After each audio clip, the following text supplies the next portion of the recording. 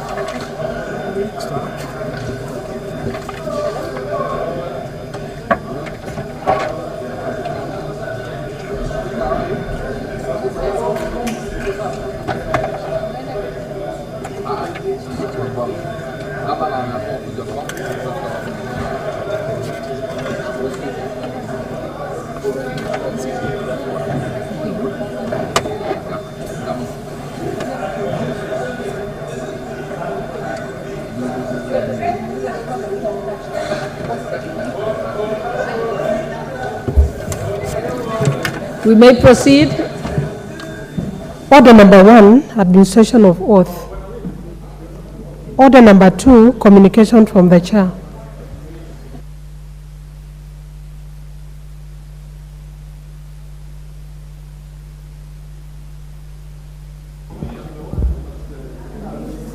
Honorable members, I wish to introduce to you a delegation of members of the Committee on Lands and Human Wildlife Conflict Resolution from the Assembly of Taita Taveta County, who are seated in the Speaker's Gallery. The delegation comprises of the following: the Honorable Joseph Mwalenga, MCA Chairperson; the Honorable Nancy Mwakio, MCA Committee Member; the Honorable Shingira, MCA Committee Member. The delegation is accompanied by 3 members of staff of the County Assembly. Honorable members, the delegation visited the National Assembly to present a memorandum on human-wildlife conflicts in Taita Taveta County to the Departmental Committee on Tourism and Wildlife, which commenced an inquiry into matters of human-wildlife conflict in the county Suomoto. Honorable members, on my own behalf and that of the National Assembly, I welcome them to the Parliament and wish them fruitful deliberations. Thank you.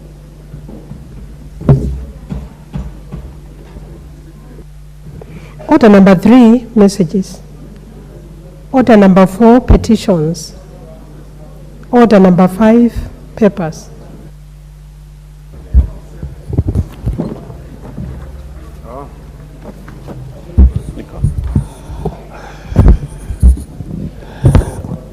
Honorable Speaker, thank you very much for the opportunity to lay papers. Honorable Speaker, I beg to lay the following papers on the table of the House today, Thursday, 19th October 2023. Response of the Auditor General of Financial Statements in respect of the following programs for the year ended 30th June 2023 and the certificates therein: Infrastructure Finance and Public-Private Partnership, the National Treasury; Infrastructure Finance and Public-Private Partnership, the National Treasury; Program for Rural Outreach of Financial Innovations and Technologies, the National Treasury; Rural Kenya Financial Inclusion Facility, the National Treasury; and the Public Financial Management Reforms Program, the National Treasury. Honorable Speaker, I beg to lay.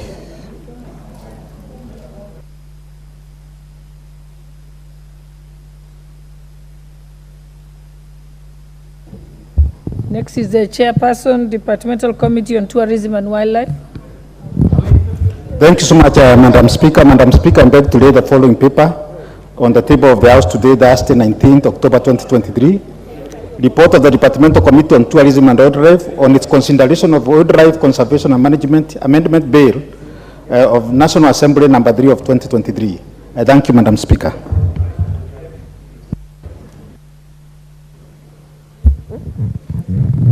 Chairperson, Committee on Regional Integration.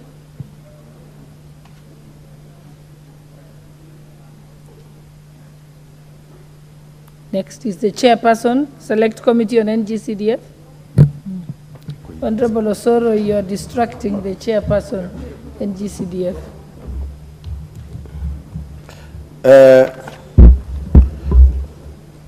Honorable Speaker, I beg to lay the following paper on the table of the House today, Thursday, 19th October 2023. Report of the Select Committee on National Government Constituency Development Fund on its consideration of the National Government Constituency Development Fund Amendment Bill, National Assembly Bill number 13 of 2023. I beg to lay. Next order.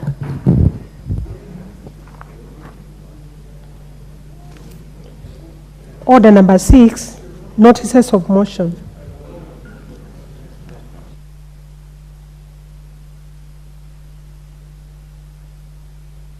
Next order.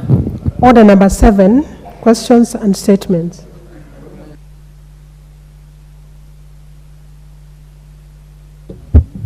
The Honorable David Gekaria, Chairperson for Environment, Forestry and Mining Committee.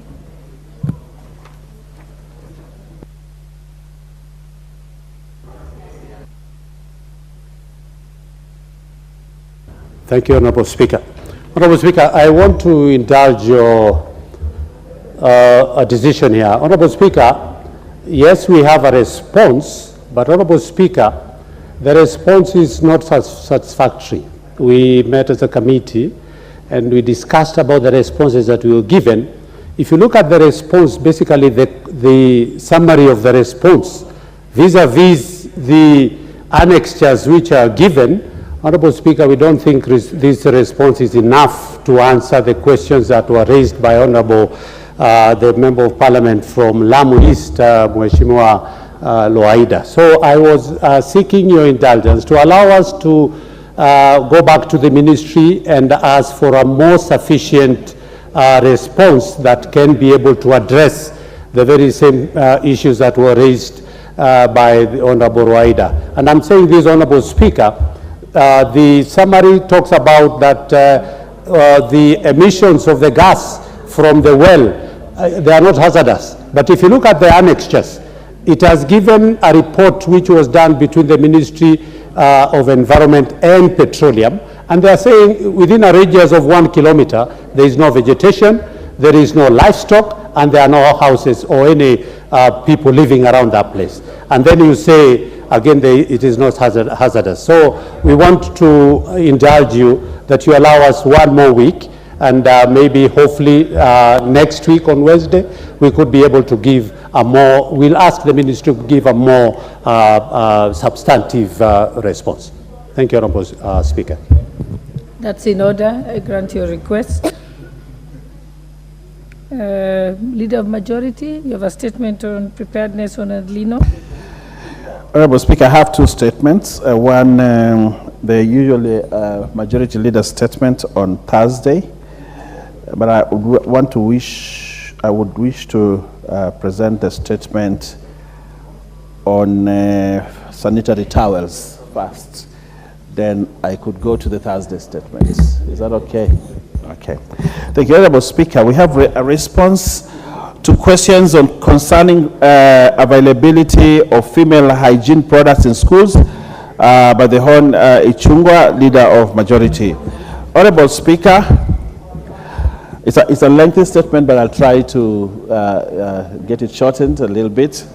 So that the sanitary towel programs for girls in public schools was first launched in 2011 under the Ministry of Education, but briefly transferred to the Ministry of Public Service, Youth and Gender Affairs on the 2018-2019 financial year with a budget of shillings 470 million before the program reverted back to the Ministry of Education. However, during the current financial year 2023-2024, the program was transferred back to the Ministry of Public Service, Gender and Affirmative Action, and to be implemented by the State Department for Gender and Affirmative Action. The program has a critical role to play in addressing issues of gender equity and in pursuit of the government's commitment to achieve Sustainable Development Goals, SDGs, and the Kenya Vision 2030 and the Constitution of Kenya 2010. The provision of sanitary towels has ensured access, retention, performance, and transition of the vulnerable girls in the region across the country. The girls now use hygienic methods to manage their menstrual health. Alternate schools have designated female teachers in charge, and menstrual hygiene training and information is provided to by the girls. Honorable Speaker, the Ministry of Education through the State Department for Basic Education has been coordinating the sanitary towels program, whose overall objective is to provide sanitary towels to all menstruating girls, both in public, primary, and special schools through the school calendar across the country. In the financial year 2022-2023, the Ministry of Education received Shillings 470,000 for the implementation of the program. This amount was used to procure sanitary towels for 1,682,492 girls in class 6 to class 8 in all public primary schools. The Ministry of Education has been distributing 7 packets of pads per girl per year. The sanitary towels were delivered in the month of April to June 2023, and will be able to take the girls up to December 2023 when the procurement for the 2023-2024 is concluded. The approval of the financial year 2023-2024 allocating for the program under recurrent budget of the State Department for Basic Education is Kenya shillings 940 million. Yes. However, the expenditure to date for contracted suppliers under the same is Kenya shillings 63 million, leaving a balance of 876 million to be used to procure sanitary towels for this financial year. The balance is awaiting transfer to the State Department for Gender and Affirmative Action during appropriations for the year 2023-2024 supplementary estimate number 1. See attached copy of Treasury letter to the PS Department for Gender. Through the Presidential Directive communicated via letter reference OP SCAB 13 dated 19th June 2023 by the Chief of Staff and Head of Public Service, the functions of the sanitary towels programs was transferred to the State Department for Gender and Affirmative Action. Honorable Speaker, the distribution by the ministry. At the primary school level, the program targets girls in classes 6, 7, and 8, the age at which menstruation is most likely to commence for a majority of girls. Distribution of sanitary towels is done at sub-county level, where primary schools converge at the sub-county education offices to collect the sanitary towels.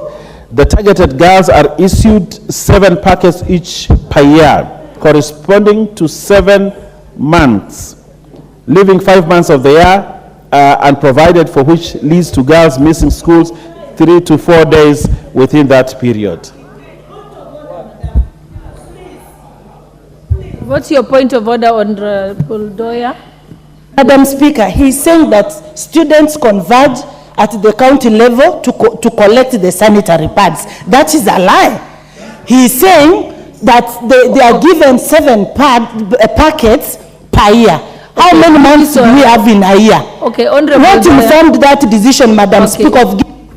Okay, Honorable Doya, I get your point of order, but let him finish the statement. When he finishes the statement, I'll give you the first opportunity to respond to his statement. So just take notes. Is that in order, Honorable Doya? Yes, yes. Let him finish that. You can respond to him comprehensively. You may proceed, Leader of Majority. Honorable Speaker, I want to say, thank you, but I want also to say that it is very unparliamentary. Honorable Member for the... No, hold on. Honorable Owen Bayer, just continue with your statement. You're making your statement, you're not giving an opportunity to respond. I've already told her that you should have, everyone will have a comprehensive response to your statement. Stick to your statement, because that's the duty you've been given by your substantive leader. Proceed. Honorable Speaker, I take cognizance of the fact that the honorable member is new in this parliament, and she doesn't know that you cannot say in this house someone is lying. It is unparliamentary. You say it's far away from the truth. It's unparliamentary for you to respond to an individual member without seeking the permission of the Speaker. So you're also out of order. Proceed with your statement. Since the transfer of the mandate for the sanitary towels program, the State Department for Gender and Affirmative Action has put the following strategies in place to procure and distribute sanitary towels to the girls. 1, the Ministry of Education has officially handed over the management of the program to the State Department for Gender and Affirmative Action. 2, the Ministry of Education has provided data for all the girls in class 5 to 8 in all public primary and secondary schools, junior secondary schools. 3, the State Department for Gender and Affirmative Action has established a secretariat to analyze the data and procure the sanitary towels. 4, the State Department for Gender and Affirmative Action has officially requested the National Treasury to formally transfer the funds to the State Department to initiate the procurement process. 5, the Ministry of Gender, Culture, Arts and Heritage requests the National Assembly to authorize the National Treasury to immediately transfer the funds to the State Department for Gender, subject to regularization during the financial year 2023-2024 as supplementary estimate number 1. And lastly, Honorable Speaker, the State Department for Gender Affirmative Action will procure the sanitary towels immediately the funds are transferred to the State Department. Honorable Speaker, that's the statement information that we have received from the Ministry for Gender, Culture and Arts and Heritage, and also from the Ministry of Education. That's the end of the statement, Honorable Speaker. Okay, thank you, Honorable Owen Baya, sitting in for the Leader of Majority. On the order paper, what was indicated is that you are going to give a statement on the state of preparedness and response to the impending El Nino rains by the national government. But I indulged you because I know the issue of sanitary towels is a very emotive issue and has been raised severally by members here. That's why I let you proceed with it, even though it was not on the order paper. So kindly present the copy to the desk. And do you have anything on El Nino? Honorable Speaker, the statement on El Nino requests that your indulgence on it, that we be able to present it on the next Thursday, if you will allow us to do that. All right, Honorable Ndoye, as promised, I will give you the first opportunity to comment on his statement. You can press the intervention button. I don't see you. Proceed, Honorable Ndoye. Give her the mic. Thank you, Madam Speaker. I've listened to the response, and what he's saying is not what is on the ground. There are two different things. They are saying that the girls are collecting the sanitary pads from the county level. I come from Kisii County. I have never, at any point, Madam Speaker, I go to the county like twice a month. At least I could even have photos of late we are online. He should give clear clarification of what he has said. Madam Speaker, I've sat in this parliament and I've been told two lies. You said that is not a parliamentary language. I don't know which one to use. 3rd of May, the Minister for Education came and said, our school-going boys and girls don't fetch water from the river. I have photos of MSA Primary School of boys and girls going to fetch water from the river. I have photos. No, I want to signal out the lies. Kenya Technical Institute, a whole polytechnic, all boys and girls, or men and women, going to fetch water from the river. No. Can you respect women? I'm on the floor and I want to defend the rights of our girls, please. When you go and fetch water from the river in Rebosoro, 20 liters, you are on your period.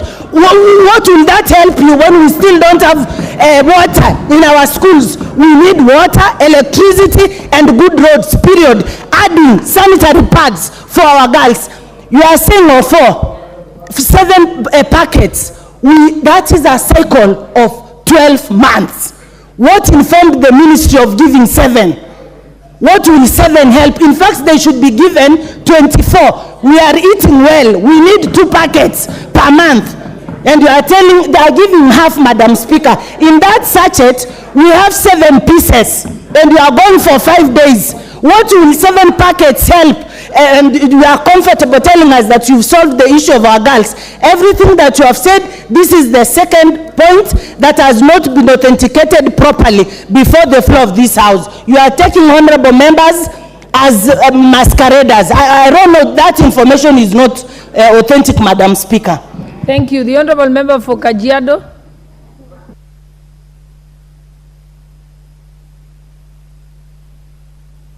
Proceed, honorable member for Kajiado. Thank you. You cannot respond to your own response. Madam Speaker, you can't respond to your own statement. Proceed, honorable member from Kajiado. Madam Speaker, I am a member of Narok County. Madam Speaker, thank you so much for giving me this opportunity to talk about the statement that has been given by our Deputy Majority Leader. Madam Speaker, this is not factual. And the issue of sanitary towels have been an issue that we've been talking about forever. And Madam Speaker, we are tired of this fact that people keep on telling us it is the Ministry of Education, it's the Ministry of Gender. And I'm wondering, Madam Speaker, what does the Ministry of Gender and Ministry of Education have to do with sanitary towels? When you tell us that these towels are to be procured by the Ministry of Gender, and you're waiting for the Ministry of Treasury to do the procurement. Madam Speaker, do periods wait for the procurement to be done? This is something that is done every month, and for us women, we know this. Madam Speaker, it's a basic need, which should have been done like yesterday. So why do you keep on waiting for procurements that are not coming? Madam Speaker, the last time we visited His Excellency the President, we requested that these sanitary towels be given to the women representatives who know what the girl goes through. So when we are told today that the girls pick these sanitary towels in the county headquarters, you all know as women representatives and even members of parliament that these sanitary towels are not picked there, and they are not there. Therefore, we want to say, Madam Speaker, that this is a total lie. It is being said it's not parliamentary, but that is the fact, and it is a true fact. So can we be given the sanitary towels as women representatives so that our girls can get their rightful thing? Madam Speaker, when you talk of 7 packets, you have all gone through this, Madam Speaker. All of us have gone through the circle. We know that you cannot use 7 pads in a month or in a year. What happens in 5 months? What will these women or these girls do? Madam Speaker, this is not fair, and it's unfair to the women. Honorable member for Nakuru County. Honorable member for Nakuru County, give her the...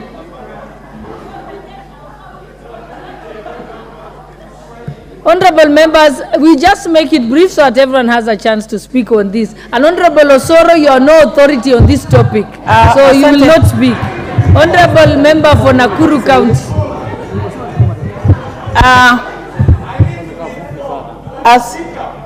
Asante sana Madam Speaker kunipatia nafasi hii niongee kuhusu mambo ambayo inahusu kina mama na inahusu pamoja na wasichana wao.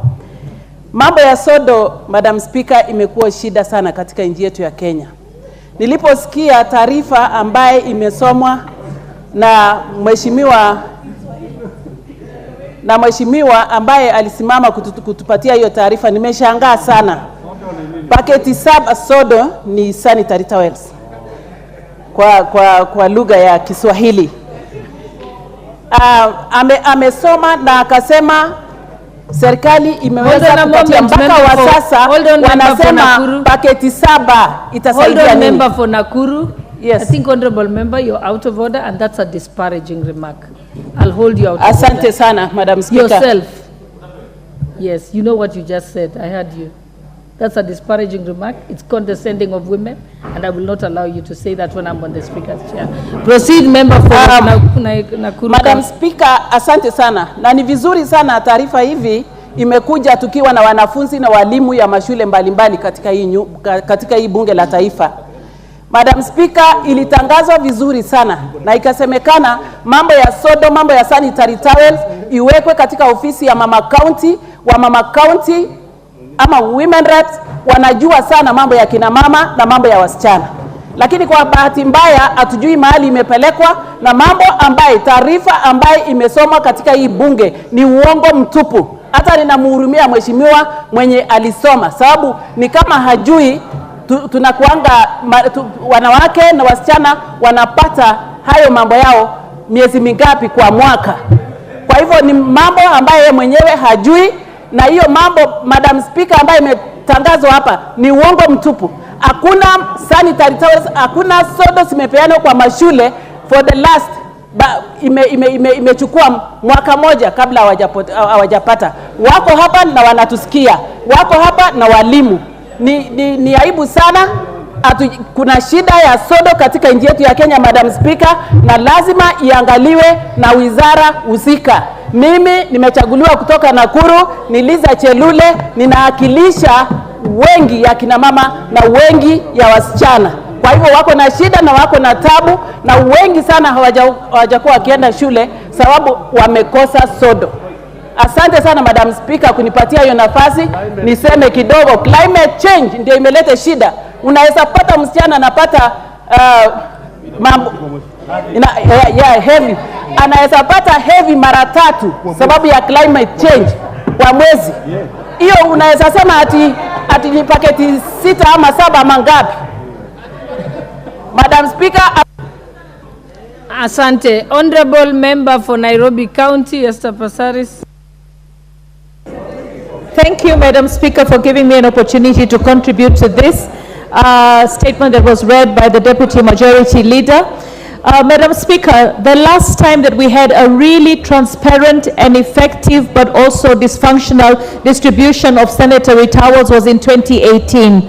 I was elected into office in 2017. In 2018, it was under the Ministry of Gender. They had procured the sanitary towels, promised to give us money for distribution, which we never ever received, and we held a function. And that was when we realized that there's a big disparity in how the government is handling this noble cause of providing sanitary towels to our girls.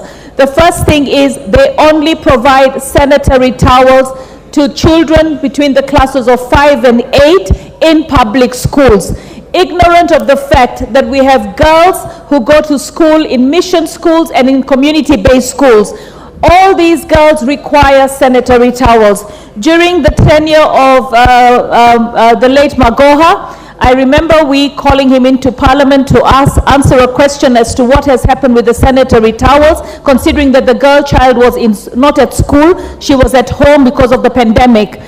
He mentioned that all the girls received sanitary towels for the entire year in the first 2 months of 2020. A fact check around Nairobi, most of the schools had not received the sanitary towels.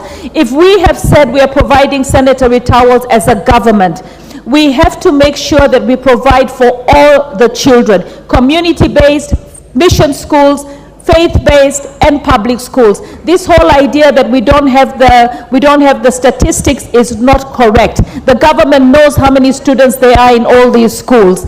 The second thing is we also say that we cannot provide sanitary towels for girls who go to Form 1, 2, 3, and 4. These are the same destitute children that come from primary, go to secondary, and when they transition into secondary, we are not providing for them. This country has had a lot of money lost to corruption. If we actually decide to focus, sanitary towels is not the area for us to cut budgets. This is where we need a transparent allocation of budgets, enough to cater for every child, because our constitution does not allow us to discriminate against any child in Kenya. Now, when we went to see the president, in his wisdom, when he was surrounded by 47 women reps, it is the president himself who came up with the idea of talking to us about teenage pregnancies, knowing that teenage pregnancies are somehow tied to sanitary towels and the lack of sanitary towels. He said he wanted each and every woman rep empowered. He wanted us to find localized solutions so that we can even create manufacturing, whether it is the reusable or whatever, every woman rep, because he understood that when a woman is looking for sanitary towels for her child, she's not going to look for her male MP. She's going to look for the Mama County. And so he said that Mama County should be given the task of distributing and sourcing the sanitary towels. One of the biggest dangers that we've had with sanitary towels, moving it from gender to education back to gender, is the fact that even when they go to procure in that big bulky million order, what is going to happen is that they're going to end up with procurement challenges. Once they go into procurement challenges, we will see our girl child again denied sanitary towels. So I would like us to go to the drawing board. I would like the women reps and the women leaders to be put together so that we can make good decisions when it comes to sanitary towels. The girls cannot wait any longer. We are already halfway through almost finishing the school academic year, and the girls have not received sanitary towels. On the issue of water, I want to appeal to all the men and all the single constituency MPs to please make sure that you provide adequate waters, because you have the mandate under CDF to ensure that the schools have enough toilets for the girl child. The school also has water, because without water, without disposable mechanisms, without adequate number of toilets for the girl child, we're also not actually enabling the girl to have a dignified way of dealing with menstruation. Thank you very much, and I really hope that we will all together come together to make sure that the girl child is provided with sanitary towels, not just in public schools, community-based, faith-based, and also the street families. As a country, we need to make sure that we forge ahead. We are celebrated for having come up with 0 rating on sanitary towels, providing it to our schools, and it's such a shame that from 2018 up to now, we don't have a transparent mechanism for which women reps can see clearly that there was distribution of sanitary towels. Honorable Member for Taita Taveta, Haiza Mzigi. I've seen you member for Turkana County, and I've seen you the chairperson. Thank you, Madam Speaker. Let's make it brief so that other people can have an opportunity, because we are getting to a close. Thank you very much, Madam Speaker, for also giving me an opportunity. On this topic. Yes. Thank you very much, Madam Speaker, for also giving me an opportunity to add my voice on this very heated topic of sanitary towel. But before I begin, which I'm planning to comment about, I want to take this opportunity to welcome the honorable members of the County of Taita Taveta to Parliament with the Secretariat as well. I want to tell you that welcome to Parliament. We know very well you are here on a mission, and congratulations for that mission. And as your members of Parliament, we are going to support you. So, karibuni sana. Madam Speaker, on the issue of the sanitary towels, as we speak right now, I have teachers from Taita Taveta calling me, requesting for sanitary towels to keep our school girls in school, especially this moment when they are doing exams. Madam Speaker, this shows clearly that the sanitary towels did not get to school, and if they got there, then there were very few. Madam Speaker, we are tired of this topic. I want to appreciate the report, but we want to say that this report is not pleasing. This report is not pleasing at all, because we want these sanitary towels, as we had discussed with the president. He was very clear that the women reps are the ones who are going to distribute the sanitary towel. But right now, what we are hearing from the report is matters procurement, procurement, and procurement. They have said nothing about distribution of these sanitary towels. We want these sanitary towels, and we want them now. Thank you, Madam Speaker. Member for Laikipia. Thank you, Honorable Speaker, for giving me an opportunity to contribute to this very important topic. Honorable Speaker, listening to the statement that has been read, I am lost on why we spend 630 billion on education, yet we can't ensure our girls remain in schools. When we listen to a statement speaking of procurement, it also sends me back to wondering if the person speaking of procurement knows that menstrual cycle happens every other month. As they speak of procurement, our girls in school still need sanitary towels. Honorable Speaker, it's also good to remind them, When you speak about 7 packets of sanitary towels per year for a student, I don't know if you are considering the health of these students. Do you want one girl using 1 sanitary towel a whole day? Or what is the plan on that? We need to ensure the menstrual health of our girls is maintained.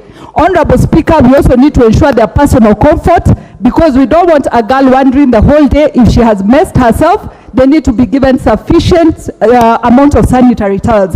Equally, Madam Speaker, these girls will become mothers in future.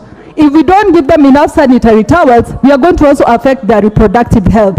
So, Honorable Speaker, we urge the government to act very quickly in ensuring our girls have sanitary towels. And if it is difficult for the distribution from the ministry to happen, the women representatives are here. We are ready to go around our counties, deliver sanitary towels for our students. And above all, Honorable Speaker, it has become difficult for women to keep requesting for donations which are not sustainable to ensure our girls remain in school. Honorable Speaker, time is now for our girls to get sanitary towels, and we are demanding, not requesting. The Honorable Member for Marsabit County, Honorable Naomi Wako. I've seen you, Irene. Thank you, Madam Speaker, for allowing me to add my voice to this very important discussion that is going on. And Madam Speaker, yes, the statement, the response is good, but we are not satisfied.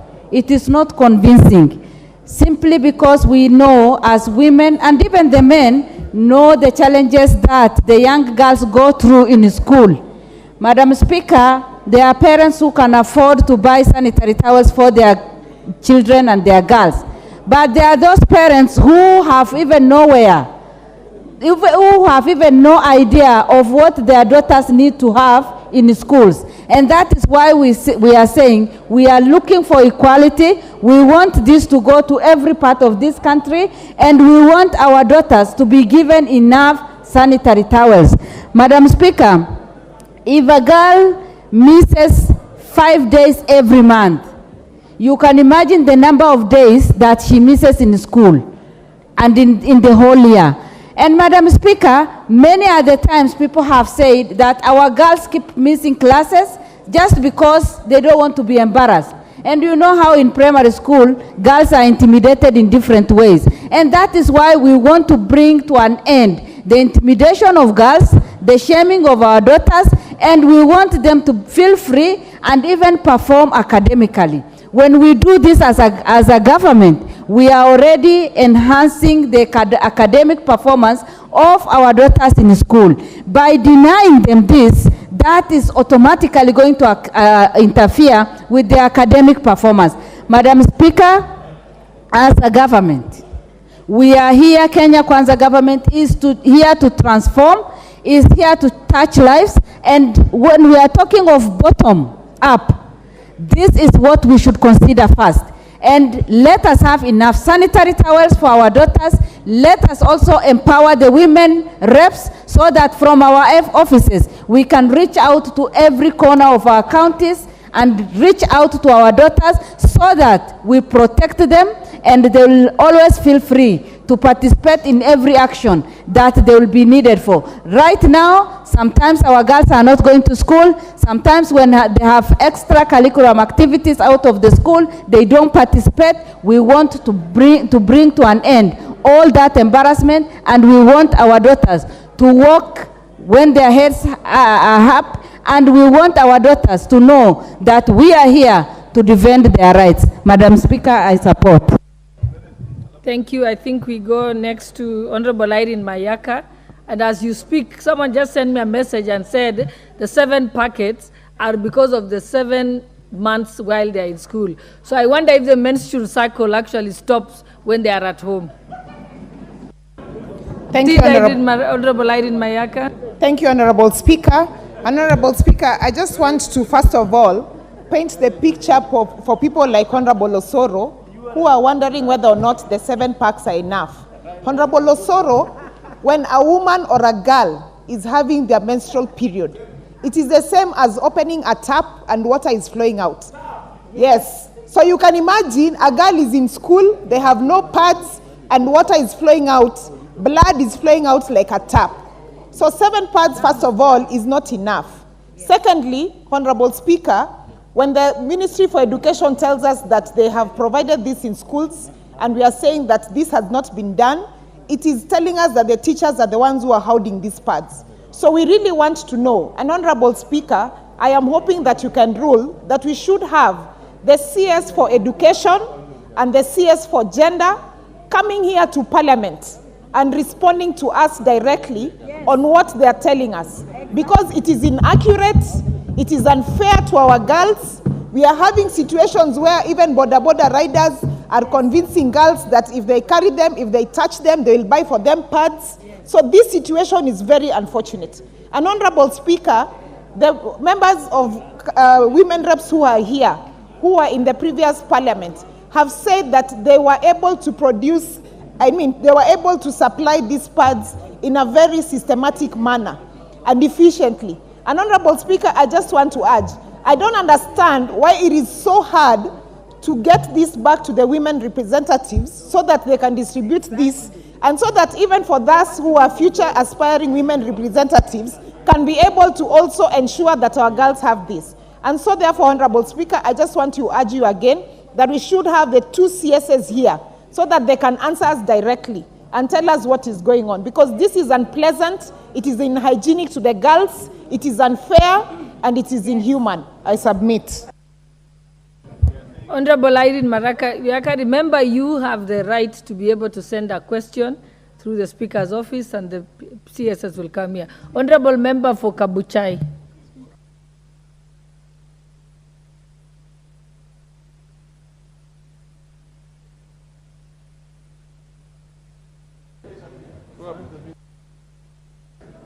Thank you. Thank you very much, Madam Speaker. Madam Speaker, I think the statement is clearly unsatisfactory. Reason why I say this, Madam Speaker, you cannot bring the procedures of procurement when you know you cannot procure the periods. Madam Speaker, we must be clearly told that we have methods of procurement that are direct procurement. Why do we want to use long methods of procurement when we know that these things are very emergency? Madam Speaker, periods are emergencies. According to what we know, Madam Speaker, people who delay these procedures in terms of procurement, and there are men, I wish God made them to start flowing. They will know why, Madam Speaker. It is that problem.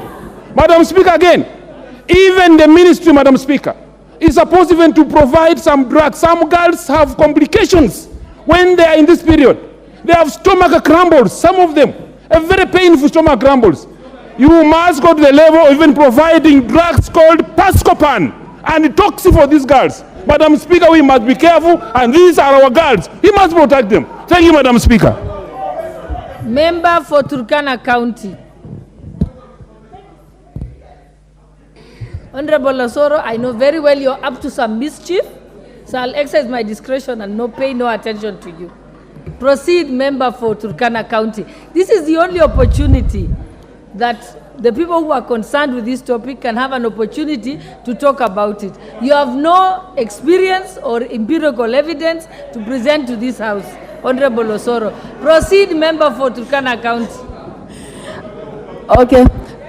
Thank you, Madam Speaker, for giving me this chance. Madam Speaker, we have always said this House is a house of facts, and we should make it our way of life or the normal way of doing things. It is so hurting and offending to just listen to a report, Madam Speaker, that is not factual, that is misplacing facts. When you say all counties received these pads, and you can hear members from urban counties, Madam Speaker, complaining that they have not seen it.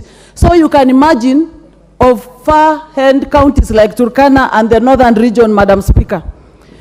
7 pieces of pads. Yes, Madam Speaker, you've told us it reflects the 7 months these girls are in school, Madam Speaker.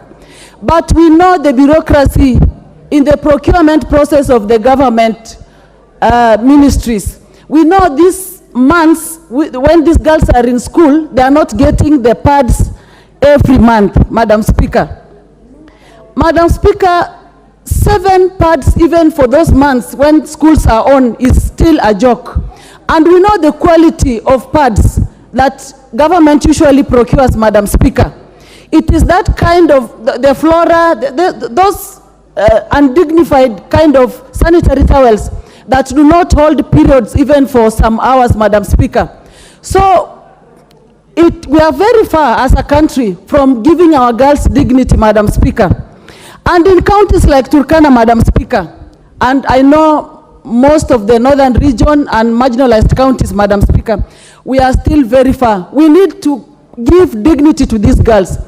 I'm looking forward into a moment where we will have a dignity kit, Madam Speaker, a kit that will contain a sanitary packet, a kit that will contain a pant, and these other things that come with hygiene that comes with period, Madam Speaker.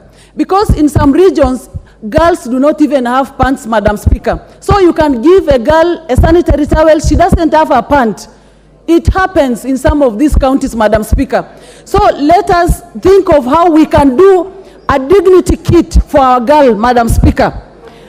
Then the other thing I wanted to say, Madam Speaker, is it is so unfortunate in today's society, our girls still fall prey to malpractices or inhuman practices like selling their bodies, sexual favors for pads, Madam Speaker. I think that is the lowest indignity for any human being on this earth, Madam Speaker. And I've always said, just the way condoms are in every dispenser of toilets, Madam Speaker, we want our sanitary towels in all the dispensers, in bars, in hotels, everywhere. We want our sanitary towels everywhere, Madam Speaker, just the way condoms are all over. And our sanitary towels are cheaper, Madam Speaker, as compared to some of these condoms. So I think this should be the last time we are talking about pads, Madam Speaker. And I want to support my colleagues. The issue of sanitary towels should be given to women reps, Madam Speaker, and the female MPs, because it is the wearer of the shoe who knows where it pinches. We want to be the ones giving our girls sanitary towels, because we even know the best quality to buy them, not the ones that don't even have the glue to stick onto their pant, Madam Speaker. Okay, thank you. Thank you, Honorable Member for Turkana. You have said this is the last time we should be talking about it. We've given enough room for ventilating on this point, so we'll just close by me giving the member for Mwatate County constituency. Asante, Mheshimiwa Speaker. Okay, sorry, we'll let him finish. I'll let you close. Member for Busia. Yes, because I'd seen you actually earlier. Proceed. Asante, Mheshimiwa Speaker. Lakini keep it brief, eh? Sawa, nitakuwa mfupi wa maneno, Madam Speaker. Kwanza ni kuseme kwamba umesema mbunge wa Mwatate, huyu ni mbunge wa undani. Mheshimiwa Speaker, kabla niunge mkono yanayojiri hapa bunge, niseme kwanza nataka kuwashukuru na kuwapongeza wajumbe wa County Assembly ya Taita Taveta ambao wamekuja ndani ya bunge letu la kitaifa. Mheshimiwa Speaker, tuko na kamati ya wanyamapori na ardhi ya kaunti ya Taita Taveta wakiongozwa na Mheshimiwa Joseph Kennedy ambaye alimaarufu Anko, akiwemo Mheshimiwa Rose Shingira na Mheshimiwa Nancy Mwakio, wakiambatana na wafanyikazi wa bunge la kaunti ya Taita Taveta. Nataka nichukue nafasi hii kuwakaribisha katika bunge la kitaifa, na niseme kwamba ile barua aliyoleta katika bunge la kitaifa ni ya muhimu sana, ya masuala ya wanyamapori na vile inasumbua kule Taita Taveta. Mheshimiwa Speaker, swala hili la sodo ambalo limegonga vichwa vya habari mchana wa leo, mimi nina mambo matatu peke yake nataka kusema kwayo. La kwanza, Mheshimiwa Speaker, serikali kuu ipeane kugawa hizi sodo kwa kina mama wetu wa county, women reps. Hii agenda ya kwamba serikali kuu inataka kufanya kupitia wizara, lazima tukatae kama bunge la kitaifa. Kina mama hawa, women reps hawa, wapewe 100% nafasi hiyo ya kupeleka hizi sodo kwa shule zetu za upili na za primary. Pili, Mheshimiwa Speaker, ni uongo sana kwamba wamekuwa wakipeana hizi sodo. Kule kwetu Taita Taveta, juzi nimekuwa shule ya wasichana inaitwa Mwangeka, na mimi niliuliza kama wanapata sodo zile. Hawajawahi pata kwa miaka mitatu. Kwa hivyo ni urongo, hazijafikia wa shule zetu, na lazima zipatiwe mama zetu hawa waweze kupeleka sodo hizo. Mwisho, Mheshimiwa Spika, vile vile katika kila zahanati ukienda utapata mipira ya kondomu, na ukienda kila mahali kwa mahoteli utapata mipira hiyo inapewa bure. Tunaomba kwamba lazima tupitishe mswada ndani ya bunge hili, sodo hizi zipewanwe bila malipo. Katika kila mahali kuna public facility, sodo ziwe na zipewe bila malipo. Wasichana wetu wanataabika sana. Asante Mheshimiwa Speaker. Asante, member for Busia County. Thank you, Madam Speaker. Very quickly, I want the ESCC involved in investigating the Ministry of Education. We want to know since 2019 who did the procurement, what quantity. We want to know they supplied to who, because I come from Busia County and every school has approached me asking for these sanitary towels. We want also to know why do they give for 7 months. If they say 7 months, it only they don't care about the other months. If you think of giving somebody a sanitary towel, it means they cannot afford. So it means that these other months, they don't care whether these kids use rags, whether they get infections. They don't care. They only care when these kids are seated there. But what I am sure of, every school in this country, Kenya, these people from the Ministry of Education, I do not think they even have a data of who they have supplied to. And if they have, we want them here. And we want the ESCC to investigate them and give us a report. Every public toilet, if you go, and every hospital, you will find condoms for free. You can go and pick. Why are they not keen to distribute these sanitary towels to every day school, public school in every county, just the way they do condoms? Because when we talk of infections, these infections come because of dampness and because these children don't afford these classy kind of pads. So the Ministry of Education has failed us because the women reps are supposed to be distributing the whole of this year. I'm 1 year old in this parliament, but I've never been asked by the Ministry of Education to help supply the pads. So who is supplying? We cannot be saying that we are supplying as a government, but you are just supplying air, what you call hot air. We want the pads now, not tomorrow, I heard that they've said from January they will start supplying. Does it mean every woman in Kenya stops menstruating until January? We want the pads today, or we are headed in that office if you don't help. Thank you, Madam Speaker. Thank you very much. I think we ventilated sufficiently. Let us move to the next statement, and kindly do not respond to your earlier statement or what has been said about it. Majority Leader, you have your statement, understanding order 44.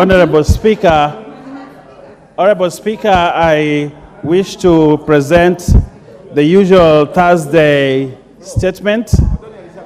And now that we are starting to do this, I would request the Honorable Whip Osoro to sit. Kindly sit down. And You're now disorderly. We start to discuss. You may proceed, Honorable Member. Honorable Speaker, pursuant to the provisions of Standing Order 44.2a, I rise to give the following statement on behalf of the House Business Committee, which met on Tuesday, 17th October 2023, to prioritize the business for consideration during the week. Honorable Speaker protects me from the Honorable Jerusha and Professor and Honorable Jerusha. Honorable Jerusha and Honorable Osoro, you can take it outside.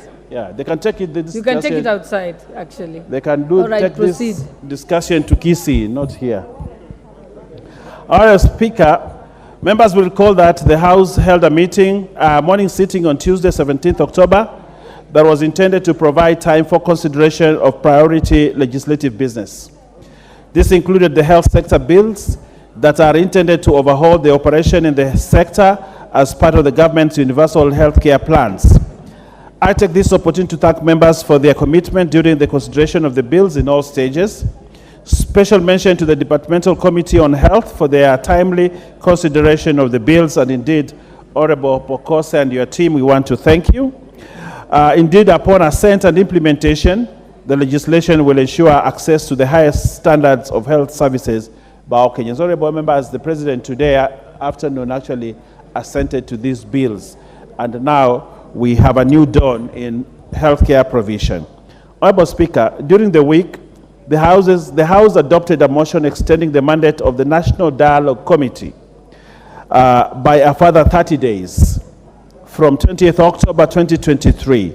Consequently, the committee is expected to conclude the proceedings and report to the leadership of the Kenya Kwanza and AZIMIO coalitions and to Parliament on or before 26th November 2023. Honorable Speaker, with regards to business scheduled for Tuesday next week, the House is expected to consider the following bills at various stages, some of which are listed in today's order paper. Committee of the Whole House on the Statutory Instruments Amendment Bill, National Assembly Bill number 2 of 2023, and second reading of the Conflict of Interest Bill 2023. Consideration of the reports of the Auditor General on the financial statements for the National Government Constituencies Development Fund for 12 constituencies in Kakamega County. Report on 1970 UNESCO Convention on the means of prohibiting and preventing the illicit import, exports, and transfer of ownership of cultural properties. Sessional paper number 1 of 2023 on Kenya National Population Policy for Sustainable Development. Next is the report of the Kenya delegation to the 4th General Assembly of the East African Parliamentary Alliance on Food Security and Nutrition held in Kigali, Rwanda. The next is report on the inspection of various one-stop border posts in the Northern Corridor in the East African Community region. Report on the loans contracted by the national government between May 2022 and April 2023. A very important report, Honorable Speaker. Reports of the Auditor General on 23 non-compliant state corporations. Report on the proceedings of the second ordinary session of the 6th Pan-African Parliament PAP, and report on the proceedings of the 2023 United Nations High-Level Political Forum on Sustainable Development. Chairpersons of committee and individual members with scheduled business are reminded to be available to prosecute their matters in the House. In the week past, we've had matters coming into this House, Honorable Speaker, and either the chairperson, the deputies are not in the House. We're asking them to be here to prosecute their matters. This will ensure that the House concludes the numerous committees and individual members' business already listed in the order paper. Honorable Speaker, in accordance with the provisions of Standing Order 42A, 5, and 6, I wish to convey that the Cabinet Secretary for Interior and National Administration is scheduled to appear before the House on the afternoon of Wednesday, 25th October 2023, to respond to the following questions. And I want to urge honorable members who have questions listed for that day to be here in person to ensure that these questions are asked. Honorable Speaker, the first question, by private notice number 012-2023, by the member for Mathioya constituency, Honorable Dr. Edwin Mugo MP, regarding the disappearance of Miss Esther Ruguru, a resident of Mathioya constituency. Question by private notice number 13 of 2023 by the member for Nakuru Town East constituency, the Honorable David Gikaria MP, regarding the death of a minor, Yasmin Njoki, at Mbaruk Center in Gilgil constituency. Question by private notice number 14 by the member for Kinango constituency, the Honorable Gonzi Rai MP, regarding the status of the investigations into the death of Nyae Ngala Chamtu, a minor. Question by private notice number 15, 2023, by the member for Nyakach constituency, Honorable Aduma Owor MP, regarding the insecurity situation in Sondu within Nyakach constituency. Question by private notice number 16 of 2023 by the member for Lamu County, Honorable Monica Mudhoni Marubu, MP, regarding the frequent attacks in Widho, Salama, Juhudi, Ziwalata, Bobo, and Roka within Lamu County. Question by private notice number 17 of 2023 by the member for Mwingi Central, the Honorable Gideon Mulyungi, MP, regarding the apprehension of suspected armed bandits terrorizing the residents of Ukasi and Waita area within Mwengi West constituency. Question number 143 of 2023 by the member for Kandui constituency, the Honorable John Makali, MP, regarding the accessibility of registration services within Bungoma County. Question number 197 of 2023 by the member for Mombasa County, the Honorable Zamzam Mohammed, MP, regarding the dismantling of juvenile criminal gangs operating within Kisauni, Likoni, and Old Town in Mombasa County. Question number 198 of 2023 by the member for Mwingi North constituency, the Honorable Paul Nzengu, MP, regarding the status of investigations into the death of Mr. Muo Mudhengi. Question number 201 of 2023 by the member for Kitutu Masaba constituency, the Honorable Giseiro Clive Ombane, MP, regarding the status of investigations into the gruesome murder of Mr. Edward Morema Nyangechi and Mama Grace Morema.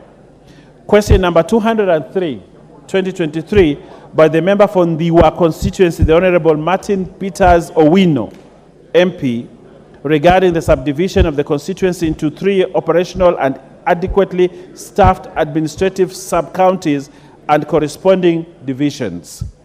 Question number 264 of 2023 by the member for Kinangop constituency, Honorable Kwenya Thuku, MP, regarding the status of investigations into the death of a watchman in various schools by gangs in Kinangop constituency. Question number 265, 2023, by the member for Kitutu Chache South, the Honorable Anthony Kibagendi, MP, MP, regarding the measures by the ministry to address the widespread abuse of drugs and banned substances in the country. Question number 266, 2023, by the member for Endebess constituency, the Honorable Dr. Robert Pukose, MP, regarding the status of the investigations into the death of PC Emmanuel Kiprop from Endebess constituency, who was killed by a mob in Kathanje Market of Tharaka Nithi County. Question number 270, 2023, by the member for West Pokot County, the Honorable Rael Kasiwai, MP, regarding the efforts of the ministry to address the conflicts on boundaries within West Pokot County. Question number 344, 2023, by the member for Wajir Quest constituency, the Honorable Yusuf Mohammed, MP, regarding the status of investigations into the death of 2 minors, namely Abdisalan Hussein Isaac and Munazil Ado, on 4th May and 4th June 2023. Question number 345, 2023, by the member for Kisumu West constituency, the Honorable Rosa Buyu, MP, regarding the status of the investigations into the death of a minor by the name Marion Atieno on 3rd June 2023. Question number 389 of 2023 by the member for Gilgil constituency, the Honorable Martha Wangare, MP, regarding the changes made to the National Police Service Medical Insurance Scheme.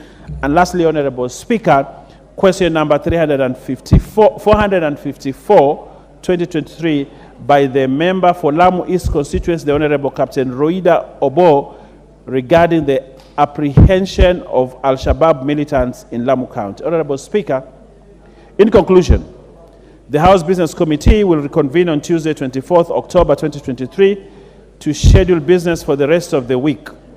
On behalf of the House Business Committee, I take this opportunity to wish members a happy Mashujaa Day. I now wish to lay the statement on the table of the House. And Honorable Speaker, allow me to thank the women of this House for standing with the young girls in school about pads and sodo.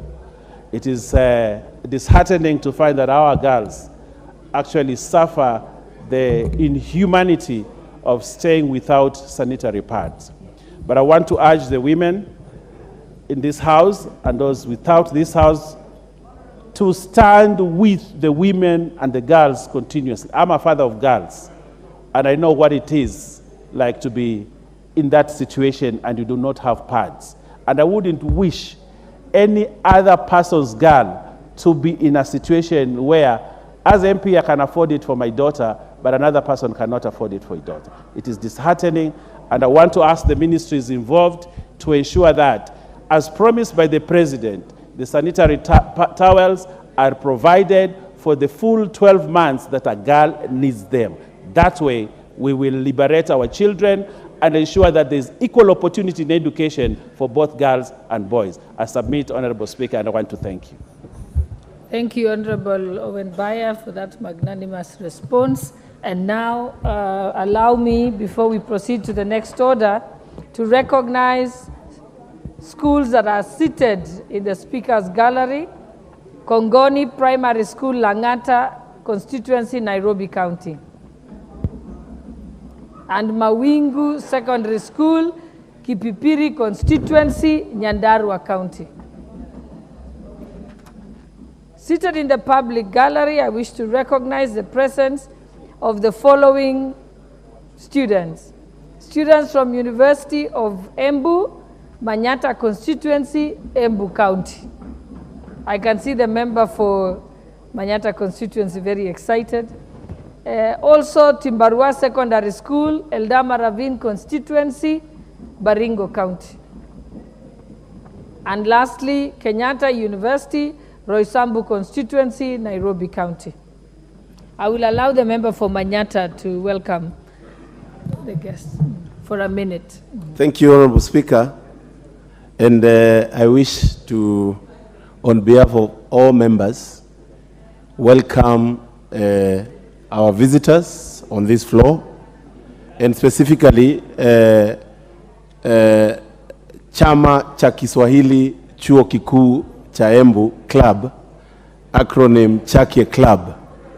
Honorable Speaker, I know many members are not aware of the University of Embu, but interestingly, it has been ranked twice in a row as one of the best run parastatal in this country, Honorable Speaker. Also, Honorable Speaker, it has been in papers in many times, Honorable Speaker, in their research on agriculture, and their research has been published in various journals all over this world, Honorable Speaker. Honorable Speaker, when I see our young people coming to see what we are doing here, I get encouraged, especially as the chair of Kenya Young Parliamentarians, that we are having future generations who are seeing what you're doing, admiring what you're doing, and also wanting to actually be part and parcel of what is going in this house. Honorable Speaker, I also want to welcome Kenyatta University student on behalf of KU alumni, led by our very good friend Kimani Kuria, who was a member there, Honorable Mheshimiwa Karemba, Ndindi Nyoro, KJ, and our assistant majority, deputy majority leader, Honorable Speaker. Honorable Speaker, I also want to take this opportunity to wish all members happy Mashujaa Day. Thank you very much. Thank you. Next order.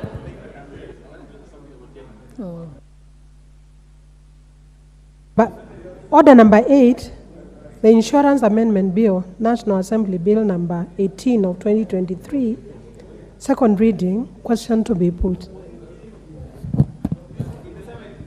Honorable members, I now put the question that the Insurance Amendment Bill, National Assembly Bill number 18 of 2023 be read a second time.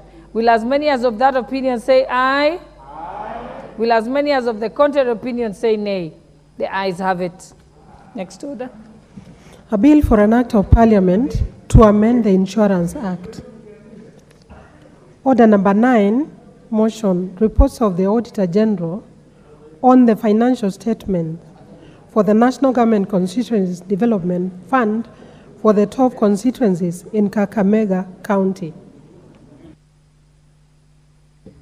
Mover.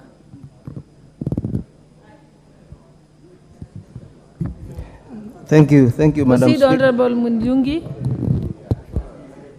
Thank you, Madam Speaker. Madam Speaker, I beg to move the following motion, that this House adopts the first report of the Decentralized Funds Accounts Committee on audited financial statements for the National Government Constituency Development Fund for 12 constituencies in Kakamega County for the financial years 2013-2014, 2014-2015, and 2015-2016, laid on the table of the House on Thursday, 27th of July, 2023.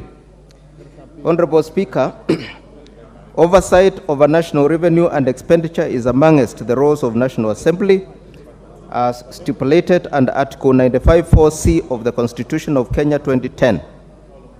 Further, Article 226 of the Constitution provides that an Act of Parliament shall provide for the designation of an accounting officer in every public entity at the national level who is accountable to the National Assembly for its financial management. In addition, Article 229(8) mandates this House to debate and take appropriate action on audit reports from the Auditor General. Madam Speaker, in fulfillment of these constitutional provisions, the National Assembly Standing Order number 205B establishes the Decentralized Funds Accounts Committee, whose mandate is to examine the reports of the Auditor General for the National Government Constituency Development Fund, the National Government Affirmative Action Fund, and the respective governing boards. The committee, which was established in the 13th Parliament, received a backlog of audited reports dating back from the financial year 2013-14 from 228 constituencies. It is important to note that the previous committee, Special Funds Accounts Committee, had examined audited reports from the 62 constituencies in Kisumu, Kiambu, and all the coastal region counties during the 12th Parliament. Given that each constituency is audited independently, the committee adopted a strategy of examining reports from constituencies in each county for 3 financial years concurrently.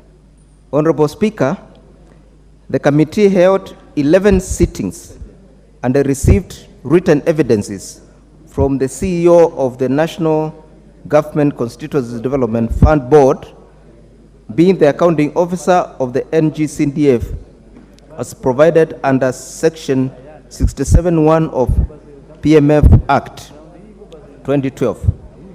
The committee also engaged the fund account managers, both present and former, from the 12 constituencies, namely Lungari, Butere, Likuyani, Malava, Kiwesero, Lurambi, Navakolo, Shinyalu, Mumias West, Matungu, Mumias East, and Ikolomani, to clarify various issues raised by the Auditor General during their tenure in office, given the critical role they play as AIE orders, as stipulated under Section 12(4) of the NGCDF Act 2015. The oral and written submissions received formed the basis of observations, findings, and recommendations of the committee as outlined in the report under each audit queries. These are also contained in the minutes and other reports of the committee proceedings. The committee also undertook inspection visits to various NGCDF projects in some selected constituencies to verify information submitted by both the accounting officer and the fund account managers on the completeness of multiple projects and their benefits to the constituents. Honorable Speaker, during the 11 sittings the committee held to receive written evidence from the CEO of the NGCDF board, the fund and the fund account managers, both present and former, from the 12 constituencies, namely Lugari, Mbutere, Likuyani, Malava, Kwisero, Lurambi, Navakolo, Shinyalu, Mumias West, Matungu, Mumias East, Kolomale. The committee observed the following cross-cutting issues.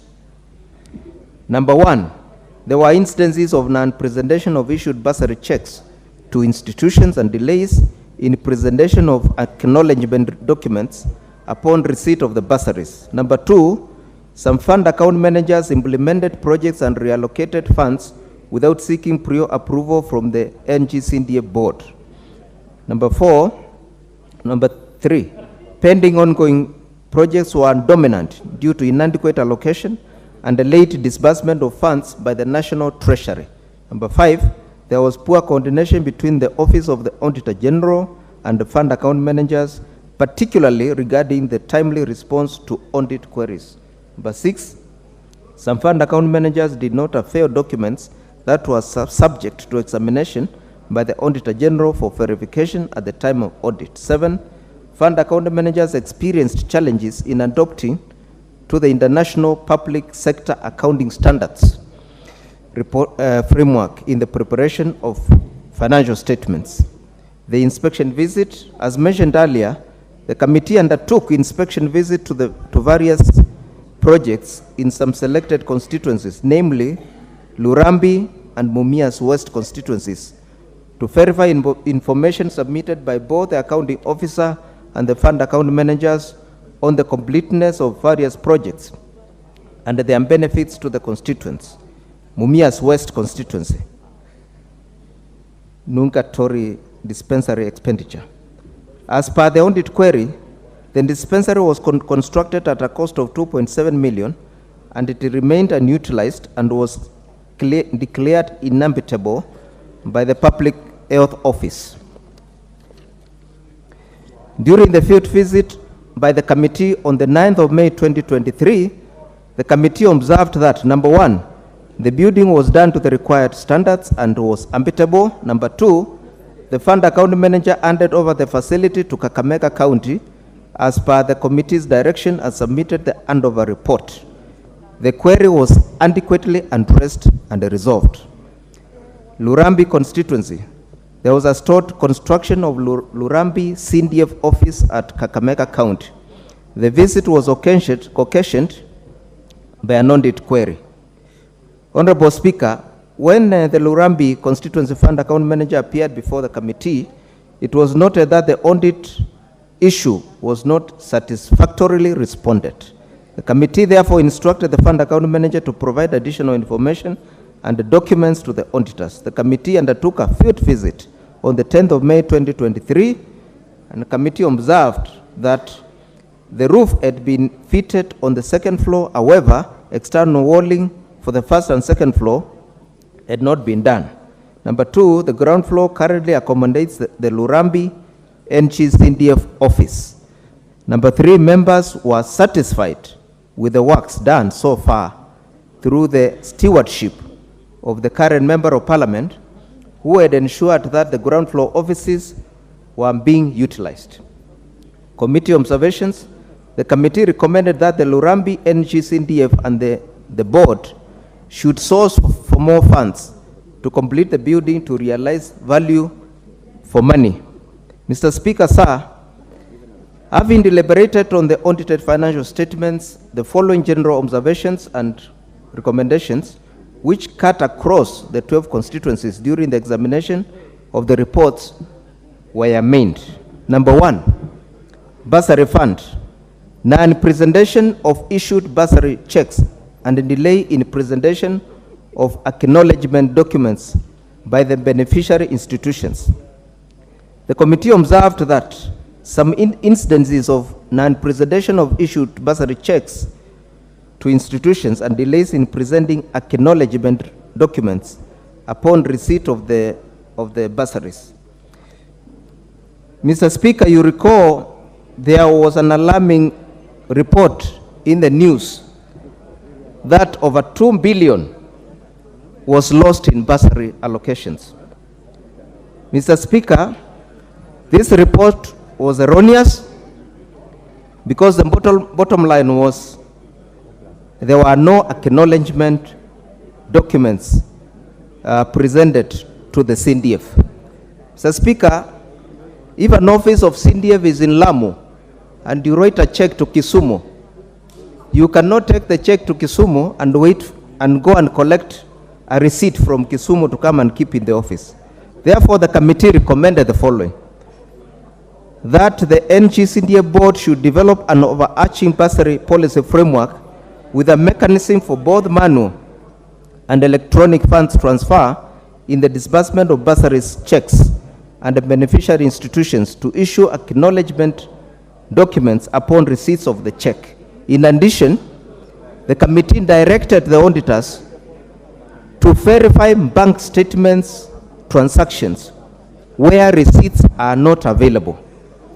Number 2, reallocation and use of emergency funds. The committee observed that some projects funded using emergency funds did not meet the threshold set out in Section 6.2 and Section 8 of the NG-CNDF Act 2015. The committee recommended that the National Government Constituencies Development Fund Board should ensure that the fund account managers comply with the provisions of Section 6.2 and Section 8 of the National Government Constituency Development Fund Act 2015. Number 3, pending ongoing projects. Committee observed that the critical cause of pending ongoing projects being common in constituencies as they await for further funding for completion was the inadequate allocation of funds for the projects with the hope of completing projects in subsequent financial years. The committee recommended that, number 1, the board should, with immediate effect, discourage the partial allocation of funds to projects and ensure that all projects are completed within 2 financial years. Further, the NG-CNDF committee should ensure proper costing of projects is done in consultation with the relevant government department to ensure realistic cost estimates.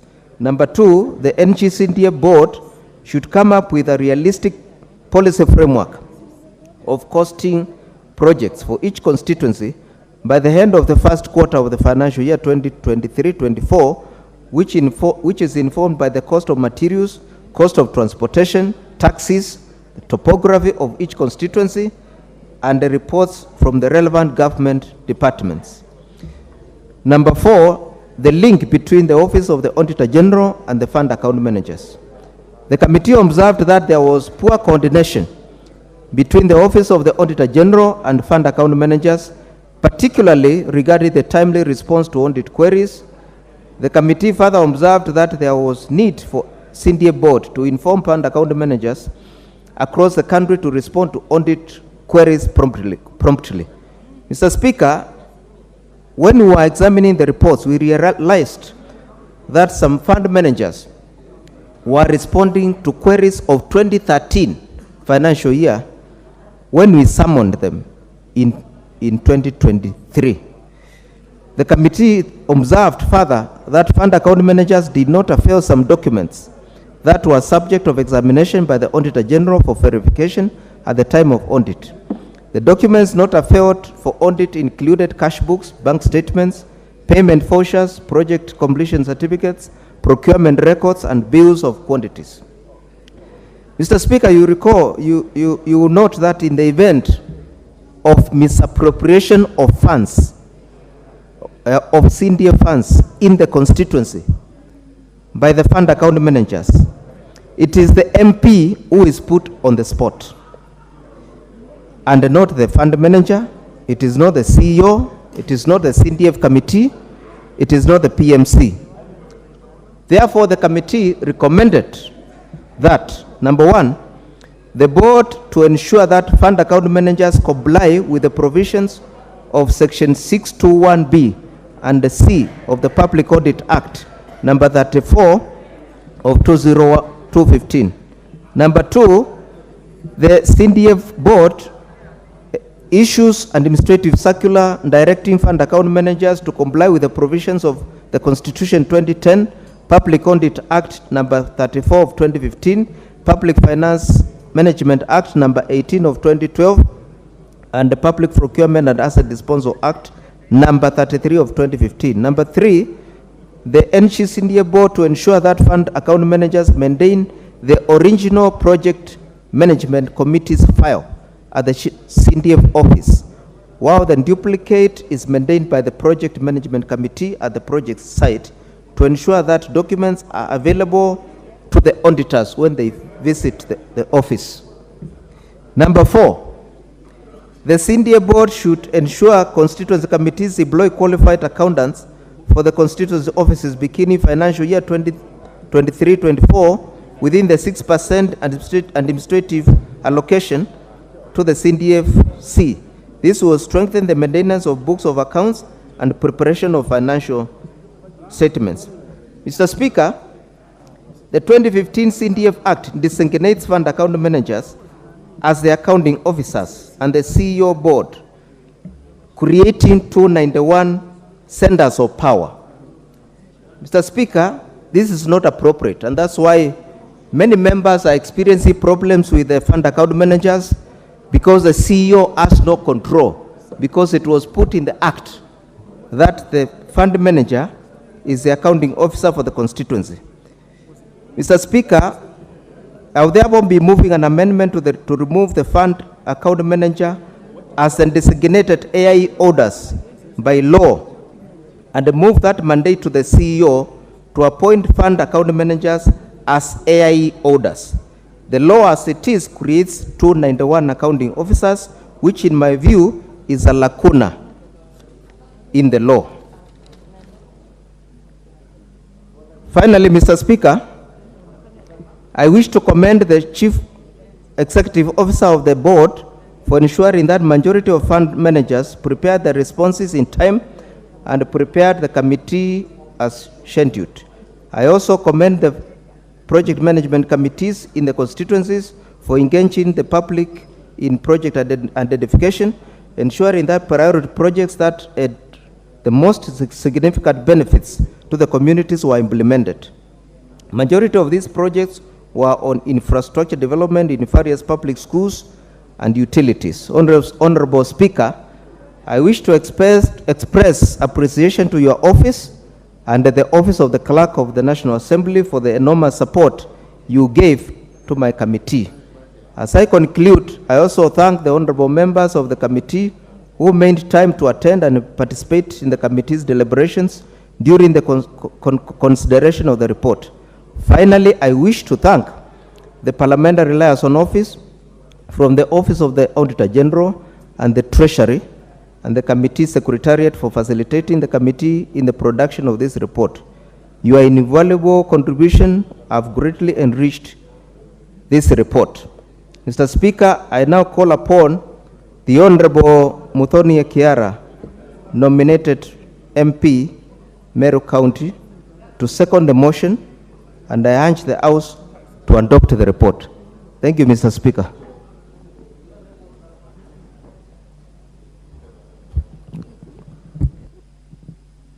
Who is seconding? Please give honorable member the microphone. Please. Yes, there's one around you there.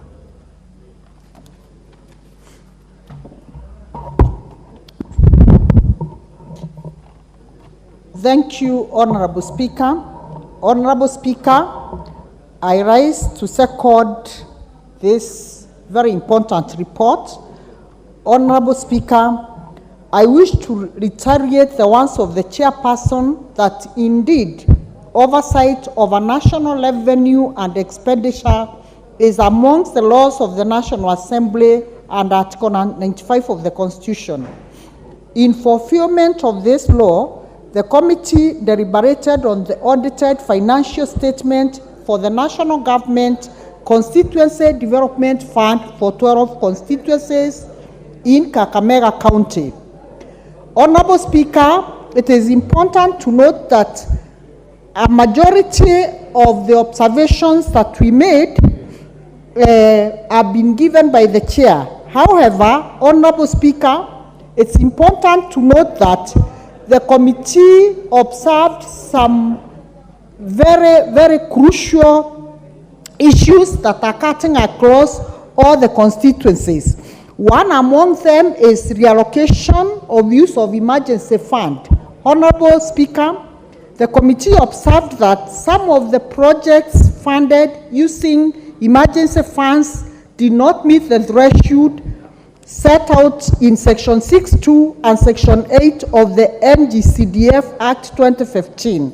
Honorable Speaker, we went further and recommended that the National Government Constituent Fund Board should ensure that the fund account managers comply with these provisions of Section 6.2 of the Constitution.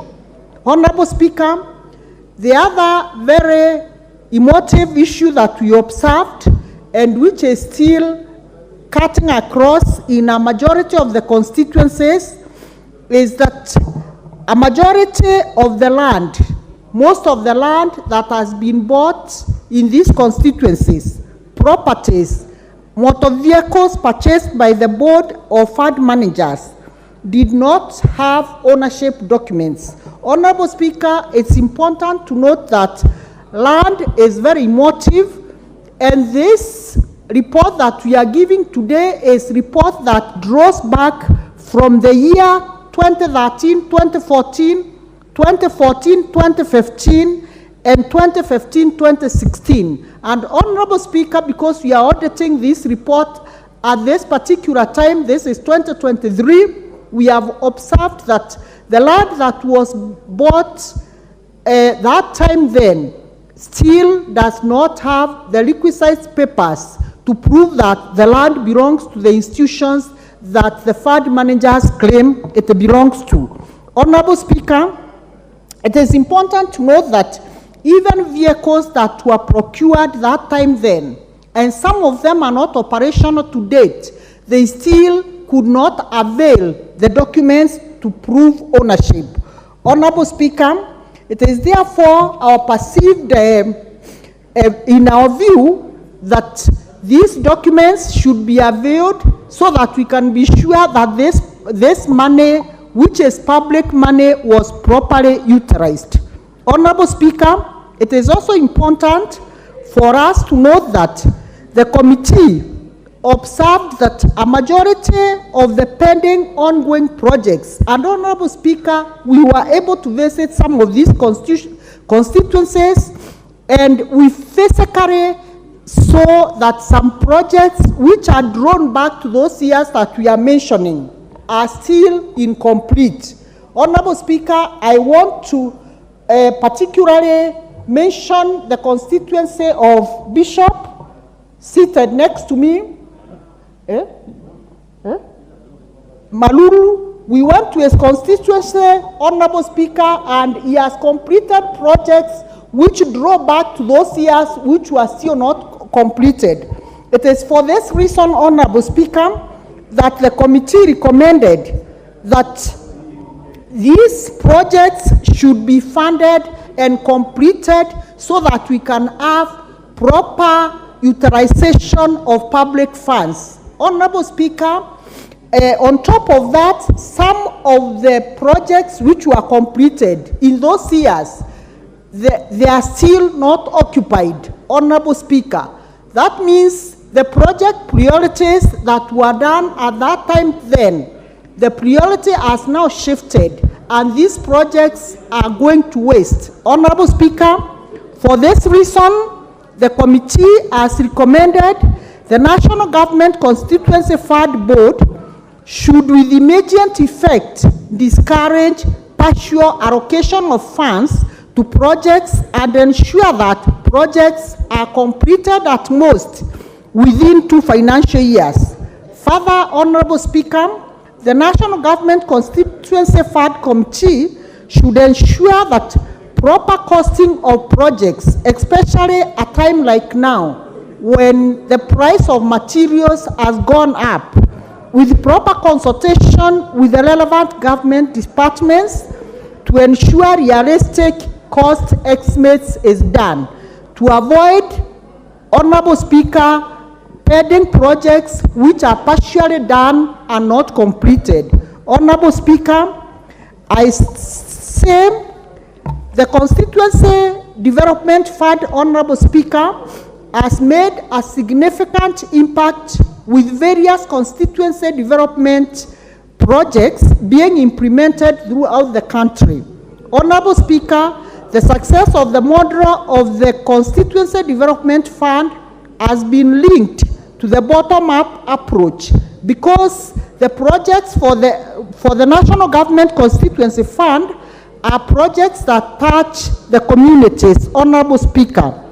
And therefore, this is a very good initiative, and I want to urge the members of Parliament, because a majority of these projects go directly to the local level and to help the local communities. I want to laud the members of Parliament, and I want to reiterate and say, if you go across our constituencies, Honorable Speaker, you can be able to account what the National Government Constituency Fund has done in this country, as opposed to the other funds that go to the constituencies. Honorable Speaker, I want to thank the committee, and I want to urge the honorable members to support this committee so that at the end of the day, Honorable Speaker, the public resources that are given using this avenue can be properly utilized. Thank you, Honorable Speaker, and I second.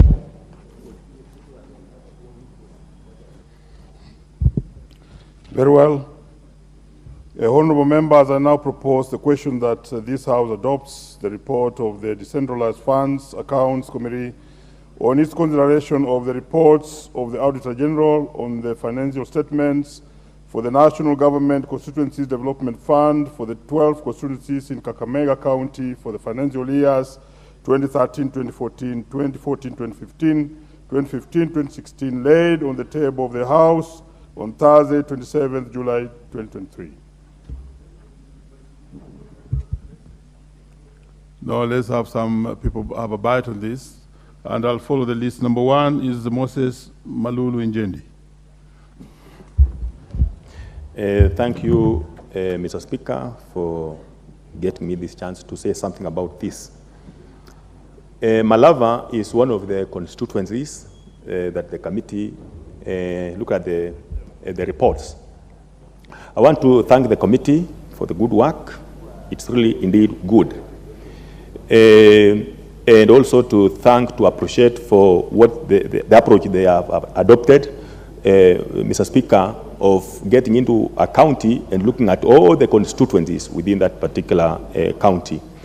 However, Mr. Speaker, I would want to ask them, because when you look at these reports, they are very old reports, 2013, 2014, 2015, 2016, 2015, 2016, those are three financial years, but very old.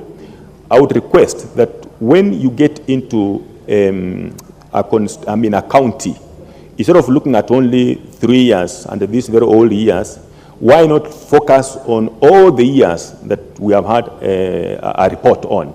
For example, up to, maybe including last financial year.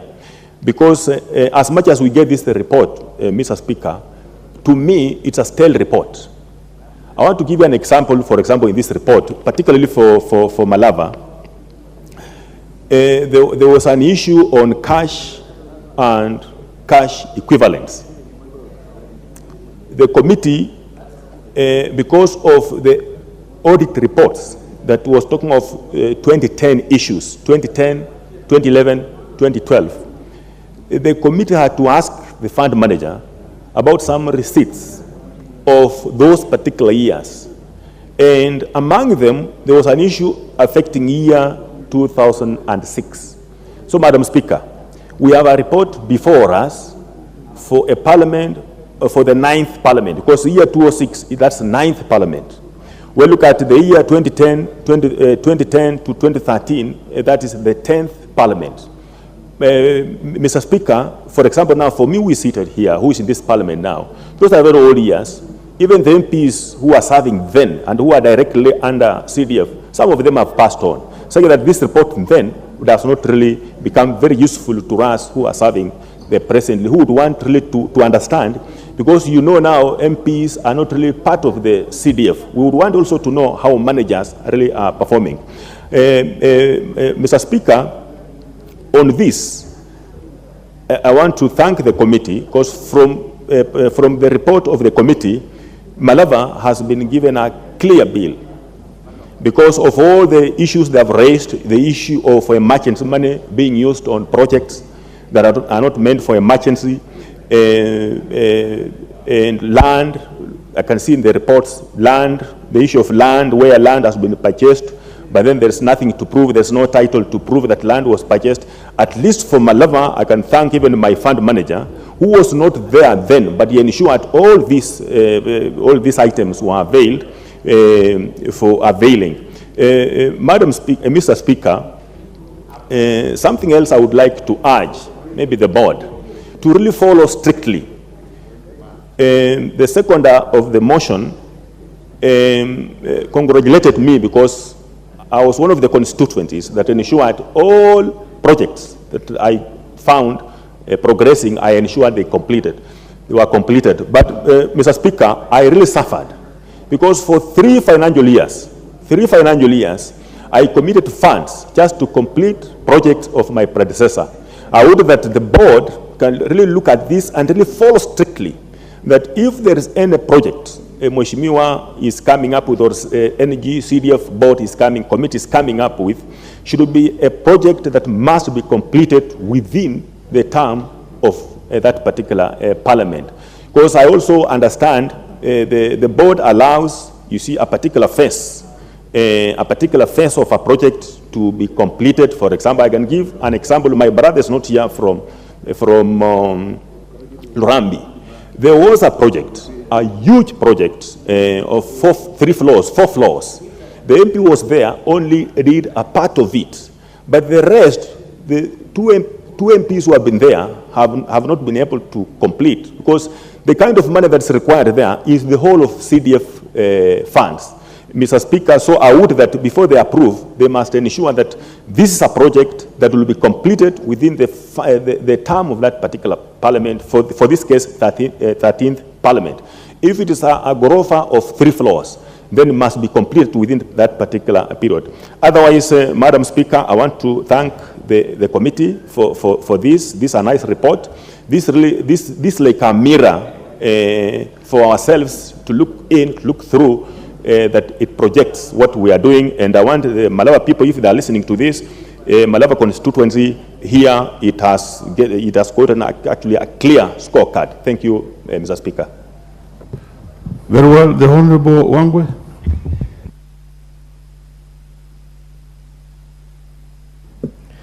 Thank you, Honorable Speaker. Honorable Speaker, I rise first and foremost to thank the Honorable Gideon Muligungi and your committee for taking your time to cut across the country to see, particularly Kakamega County, the 12 constituencies, on what so far we have done in CDF.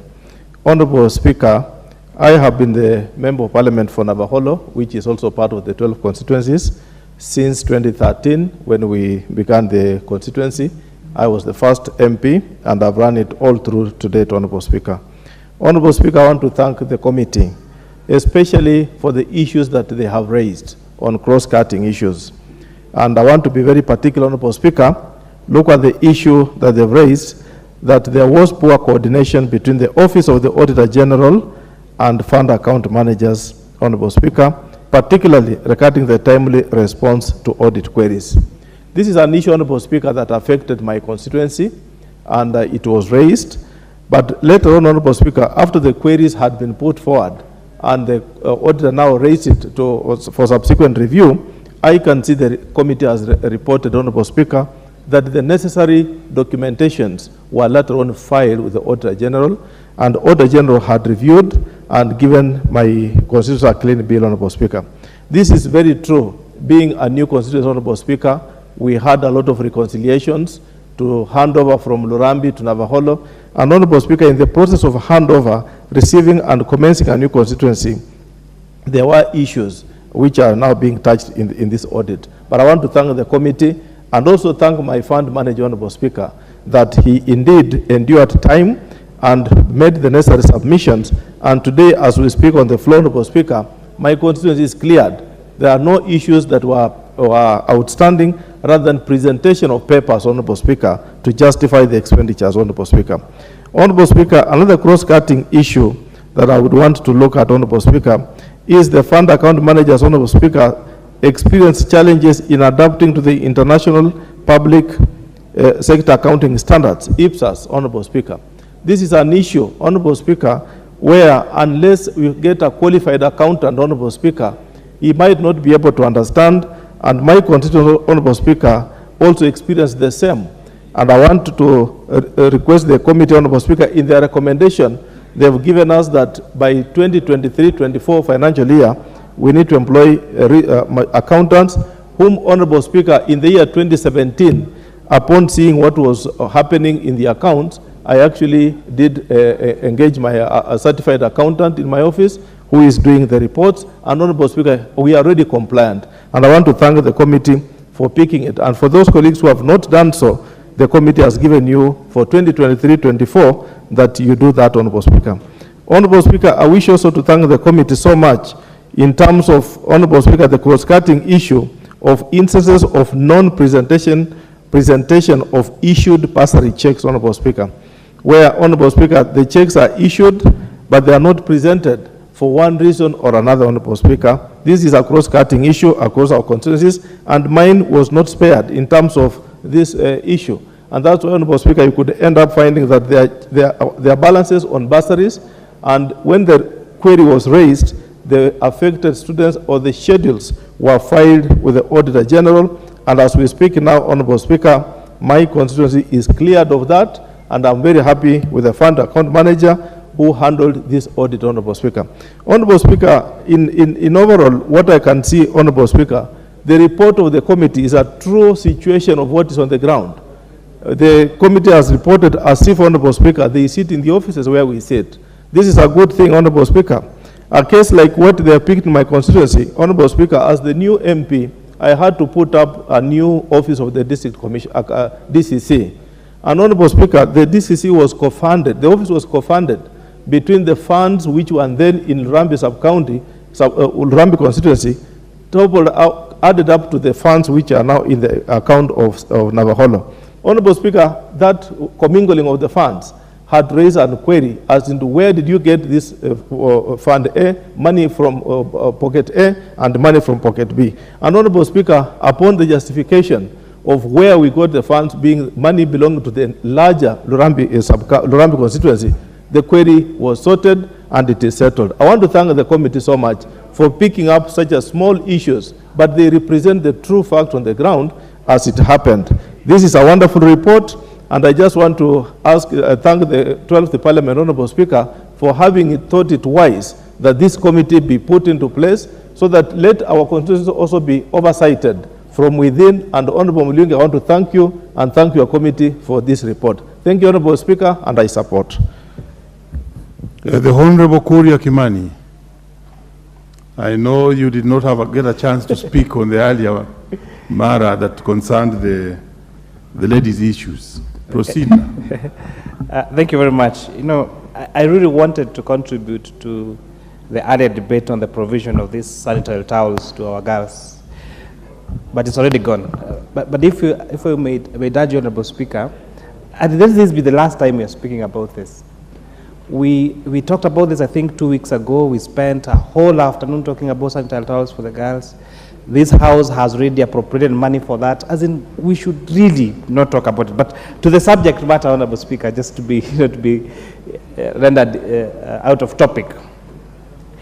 The genius in National Constituency Development Funds and the way they are run, Honorable Speaker, makes this fund the one fund that you go to constituencies across the country and you're able to identify projects that have been done, that have been completed, that have an impact to the people, that have been done at a very low cost, Honorable Speaker.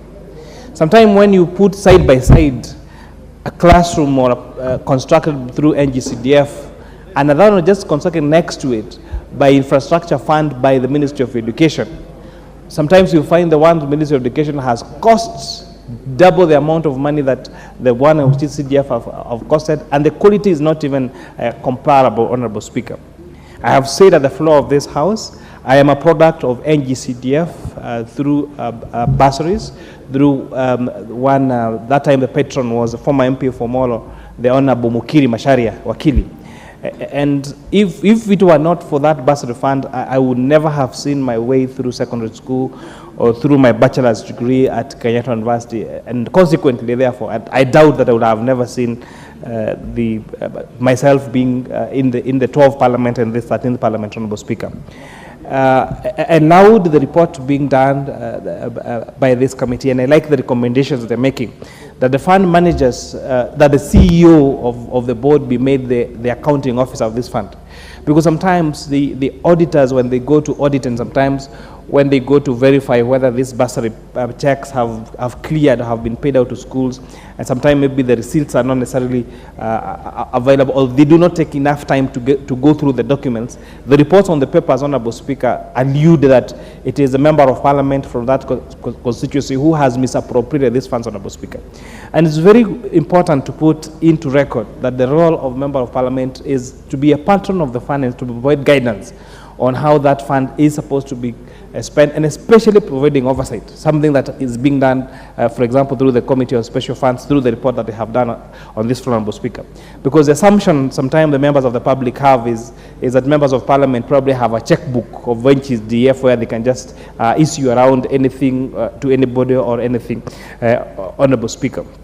I allowed the report and the recommendations thereof that projects being done by NGCDF should be done to completion. When I was elected as a member of Parliament in 2017, most of the projects in Molo were being allocated piecemeal funds. So where a classroom, a project would be allocated money that is not sufficient to complete that project, so consequently have to appropriate more money the following year and the other year. And we look at overall, the import of that is that there is no value for money. Even when you go to audit the project and find out how much money was spent on that particular project, you realize that it has very many gray areas. So the Constituency Committee of Molo, I have instructed, when we agreed that the projects that you are funding them from start to completion, so that you'd rather have fewer projects that are complete, and that way they are available to use for the users, and you get value for money, rather than having too many small projects scattered around the constituency, Honorable Speaker, that are not complete, Honorable Speaker. Through this NGCDF, Honorable Speaker, we have been able in Molo to transform completely the education sector, including now having two tertiary institutions. You know, the Molo Technical and Vocational Training College that's now training over 800 students from across the country, a project that was started and completed through funding through National Government Constituency Development Fund. We have a KMTC that we're really pushing the Nursing Council to give us licenses now to teach nursing courses at the school. The school has a population of more than 500 students, again, drawing students from across the country. And when these students come and study in Molo, they don't just, it's not just them getting the education, but they even spur economic growth in town. We pride ourselves on having other very great institutions like the legendary St. Andrews, Turi, very well-performing schools nationally like Marymount Secondary School, Molo Academy Primary School, Molo Academy Secondary, and very well-performing even day secondary schools like Jenga Karume, Albagon Secondary, Albagon DB, among very many other schools. And therefore, this has made us an attraction an education destination in Nakuru County, where you find most parents from across the county want now to come and bring their students to come and study in Molo, Honorable Speaker. And this, again, especially during visiting days, you find businesses like one Mama Kevin's hotel there in Molo town thrive, especially when there is this visiting, Honorable Speaker. In addition, we've used the fund to enhance dignity in our public schools. You know, recently we carried out renovations on several primary schools from the whole school, that is including my former primary school, Mwangi Muchuki, Mokinyai Primary School, Mariashoni Primary School, Turi Suruguta Primary School. And it's amazing, Honorable Speaker, when we put tiles on those classrooms, you know, the students didn't want to go back home because they were feeling that the classrooms are now better than their homes. And I was telling them that is a sign that if they study hard, then they will also be able to live in tiled homesteads in the future, Honorable Speaker. And this is now enhancing dignity to these pupils. They feel that they are not children of lesser God because they are studying in an environment that has a correct infrastructure, Honorable Speaker. There was, for secondary schools, and I would really urge other members of Parliament, Honorable Speaker, the Ministry is not very keen in funding laboratories or construction and equipping of science laboratories in secondary schools. And we have an even bigger problem when it comes to junior secondary schools, Honorable Speaker. And the challenge in this is that most of those students who are not able to afford to go to the big schools where they have this infrastructure, they get to have a limitation when it comes to these science subjects. You know, when you have a student going to sit for a KCSE, and that is the very first time ever they are progressing a pipette or a burette, then you don't expect them to compete competitively with the students from other big schools like maybe Alliance and Sarahel, all of the big schools. And Honorable Speaker, being a student of having gone through a day secondary school myself, you know, I've made it a point of making sure that all our day secondary schools in the Molo constituency have a complete and equipped science laboratory, Honorable Speaker. And we are 98% there. And I really urge also other constituencies to make sure they do this so that our schools have the correct infrastructure. The Kenya Kwanza administration, Honorable Speaker, it talks about digital highway as the next frontier of spurring economic growth, Honorable Speaker. And not just it being a Kenya Kwanza administration manifesto, but it's a global thing where we have people, I get to meet people all the time saying who live here in Kenya, but they actually work in UK, they work in the USA, and they probably only have to travel physically to the office once, some even once a quarter, even once a year. And so, if we are able to enhance these digital skills and computer literacy to our students by constructing ICT laboratories in our schools, we have attempted to have a pilot one in more of a few of our secondary schools, and now having ICT hubs again across the wards as the Honorable KJ, the chair of CII, is encouraging us to do. For Molo, we have identified one to start at Sachangwan, and another one we're doing a Huduma Center in Molo town, and you're hoping that the first floor of that is going to be an ICT hub, Honorable Speaker. That this enhancement of digital skills is going to make sure that these learners get the skills that are required globally, and so that when they clear whether they clear their primary school or they clear their high school, then they are able to compete competitively globally for global opportunities.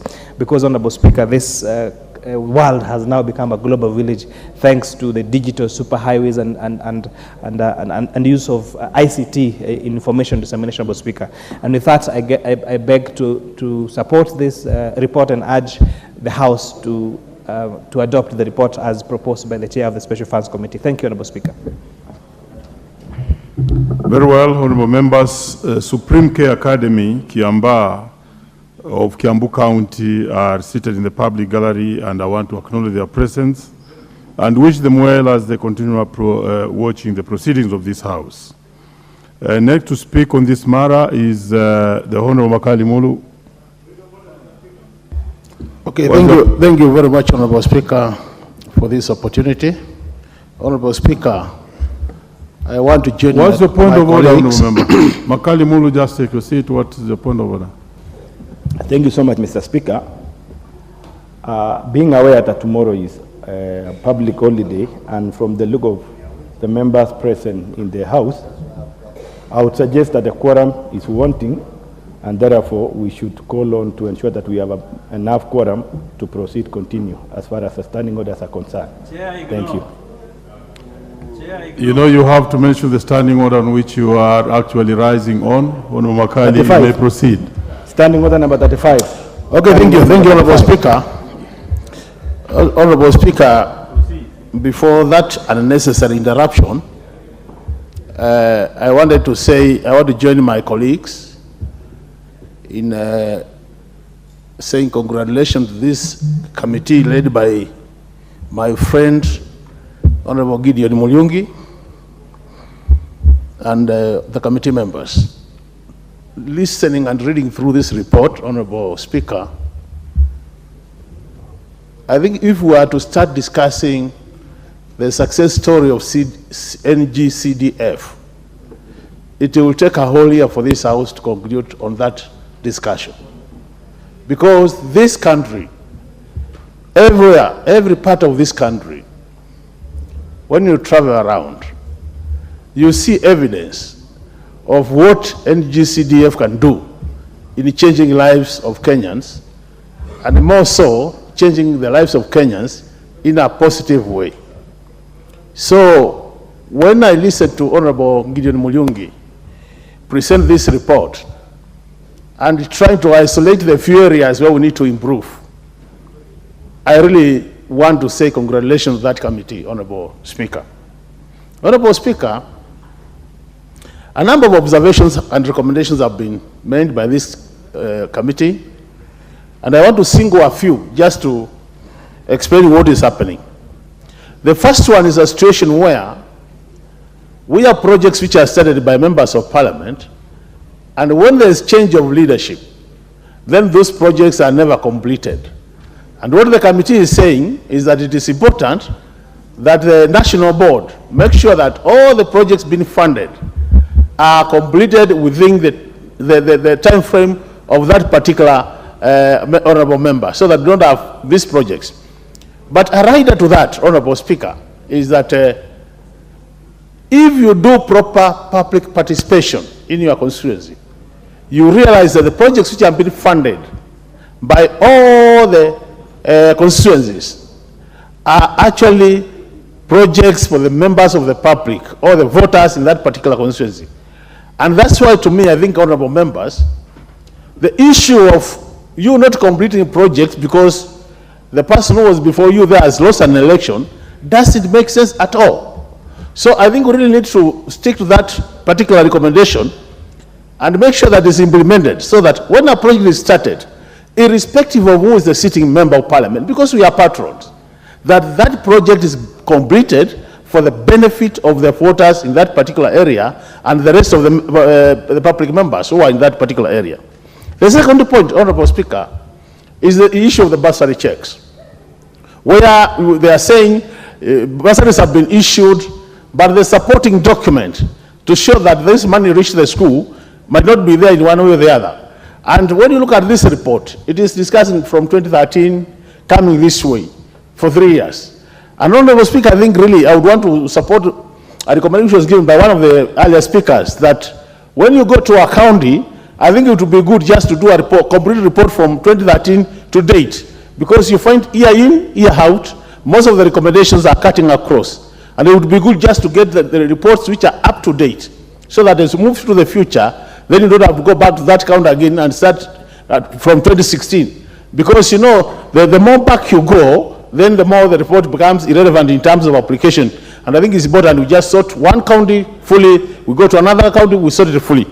And this matter of bursaries, Honorable Speaker, I want to agree with Honorable Kimani Kuria when he says that majority of us who are young, you realize that most of them would not have gone to universities, would not have gone to secondary school, were it not for those bursaries to the students, Honorable Speaker. And that's why I see the issue of bursaries, we need to take it very seriously as members of parliament, because actually these bursaries have transformed families. They have transformed individuals. You realize that a family could not have afforded fees at all. By the fact that you have managed to support 1 or 2 students, that family picks up and then they move forward. And I think this is really important. So we want to encourage our honorable members that when the auditor goes out there, Honorable Speaker, it would also be important before they start saying the accounting documents are not there, to take their time and look at, did this money reach the school? Because if it reaches the school and it's on that document which is not there, then we can ask for that document and it will be provided. Otherwise, it will be very unfair to have reports, Honorable Speaker, which are showing that money was never accounted for, when in reality, students are benefited out of that money. And I want to confirm to this House, Honorable Speaker, Like my own constituency, if there's anything which has made me remain in this house and I'm at that time, is the issue of bursaries. So that when we support these students, Honorable Speaker, they really appreciate, their parents appreciate, and you think we have transformed lives. And that's the reason why they think the leadership is adding value to their lives, and then they keep on voting for you when the time for elections comes, Honorable Speaker. The other point, Honorable Speaker, and this is the issue, Honorable Speaker, of the board, the managers being the accounting officers. I totally agree with Honorable Muriungi when he says that we are creating parallel centers of power, where you have the accounting officer at the headquarters here, and then you have another accounting officer at the constituency level. And this has, to some extent, pushed situations where fund managers are no longer answerable to the headquarters. And then they become like groggy fund managers. Because the board will always appoint, Honorable Speaker, at that low level. Some of them are not able to control these fund managers. I'm telling you, Honorable Speaker, I've shared experiences with most of my colleagues here. There are colleagues here who have changed their fund managers more than 4 times since they became members of parliament. Basically because these fund managers do not realize that their work is to facilitate. They see their work as stopping implementation and harassing locals. They forget that this position is a political position, and there is always need to balance politics and the technical work. We are saying money must be accounted for, but at the same time, projects must be seen to be implemented. There are situations where there are unnecessary delays in implementation, Honorable Speaker. So, Honorable Speaker, even as we support this report, I really want to say the recommendations have been put forward by this committee. We take them seriously as a committee, as a house, and immediately we adopt this report, Honorable Speaker. The Committee on Implementation should immediately take action and make sure that these good recommendations are not lost and are implemented for the benefit of Kenyans. As I conclude, Honorable Speaker, I was just wondering whether the wisdom of this House creating this committee was very good, but I'm wondering whether with 290 constituencies and about 47 counties, whether they will have enough time to sort out all what has been done within the 13th Parliament. However, I wish that this committee could be investigated more so that we improve their budget, so that they are able to go out more there, so that within this 13th Parliament, Honorable Speaker, we are able to look at all these special funds, and then we have our recommendations, and we sort this matter once and for all. With this many remarks, Honorable Speaker, I once more want to appreciate Honorable Muriungi for what he has done. And this is just a taste of what we have in Kitui County, Honorable Speaker. This is a taste of the kind of leaders we have in Kitui County. And I can assure you, as we move to the future, we will be seeing more of this kind of reports coming from that committee. I congratulate and wish you well. Thank you very much, Honorable Speaker, for the opportunity.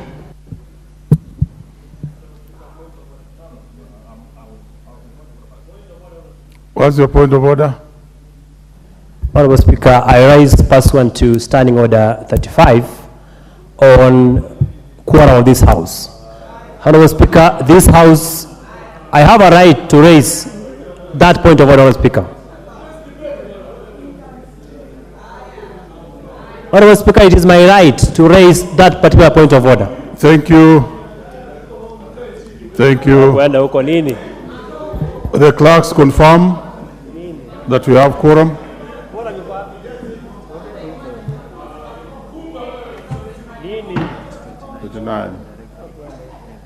By who?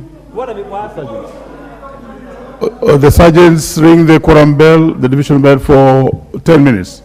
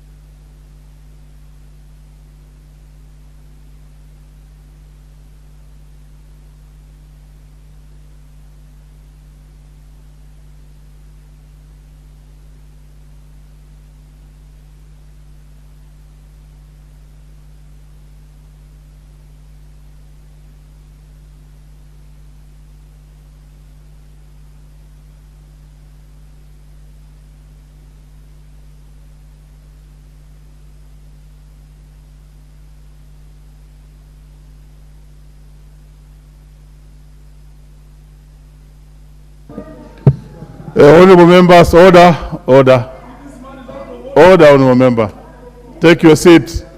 Mwalimu mwenzangu, take your seat. We are still in the House, and let's just follow the procedure. We see if we shall raise the quorum. Thank you.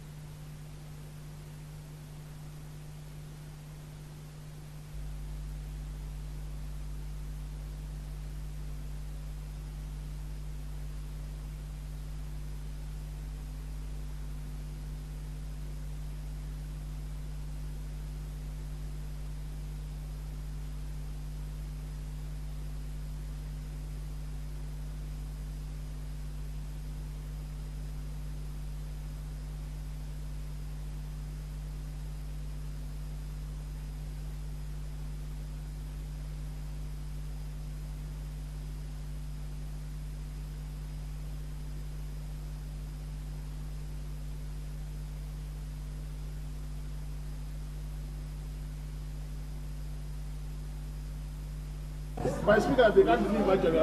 Nobody should be able to believe when Order, take your place. You can't leave the house when people are, what the bell is, they are leaving. Look at this. You cannot leave the house when they are leaving. Honorable members, remember you cannot leave the house now. For those who are inside the house, you cannot leave the house. You can't leave. If you did not leave, then Sergeant at Arms, take your place. You take your own medicine. Also, the members who are asking me for another point of order, remember the House is frozen, so I cannot give you a point of order now. So let's wait for 10 minutes. Thank you.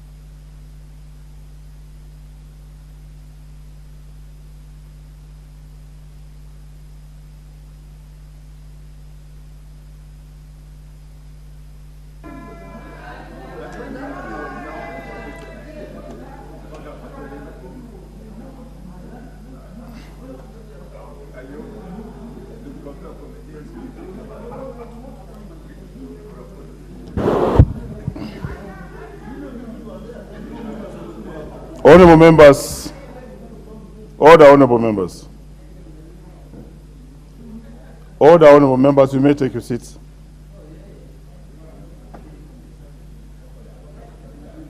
Honorable members, you may take your seats, please. Just take your place. Honorable member, yes, you're a veteran, honorable member, take your seat, please.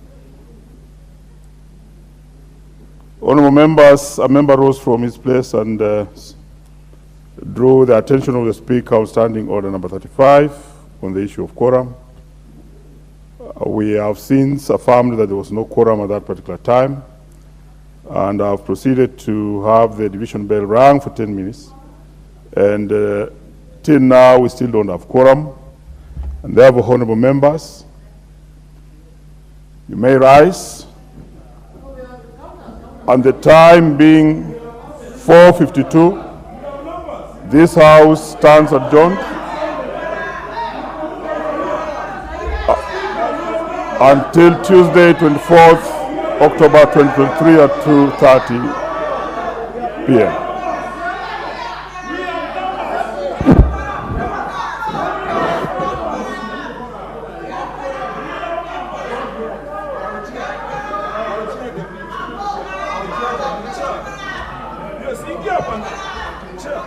Yes, let's proceed.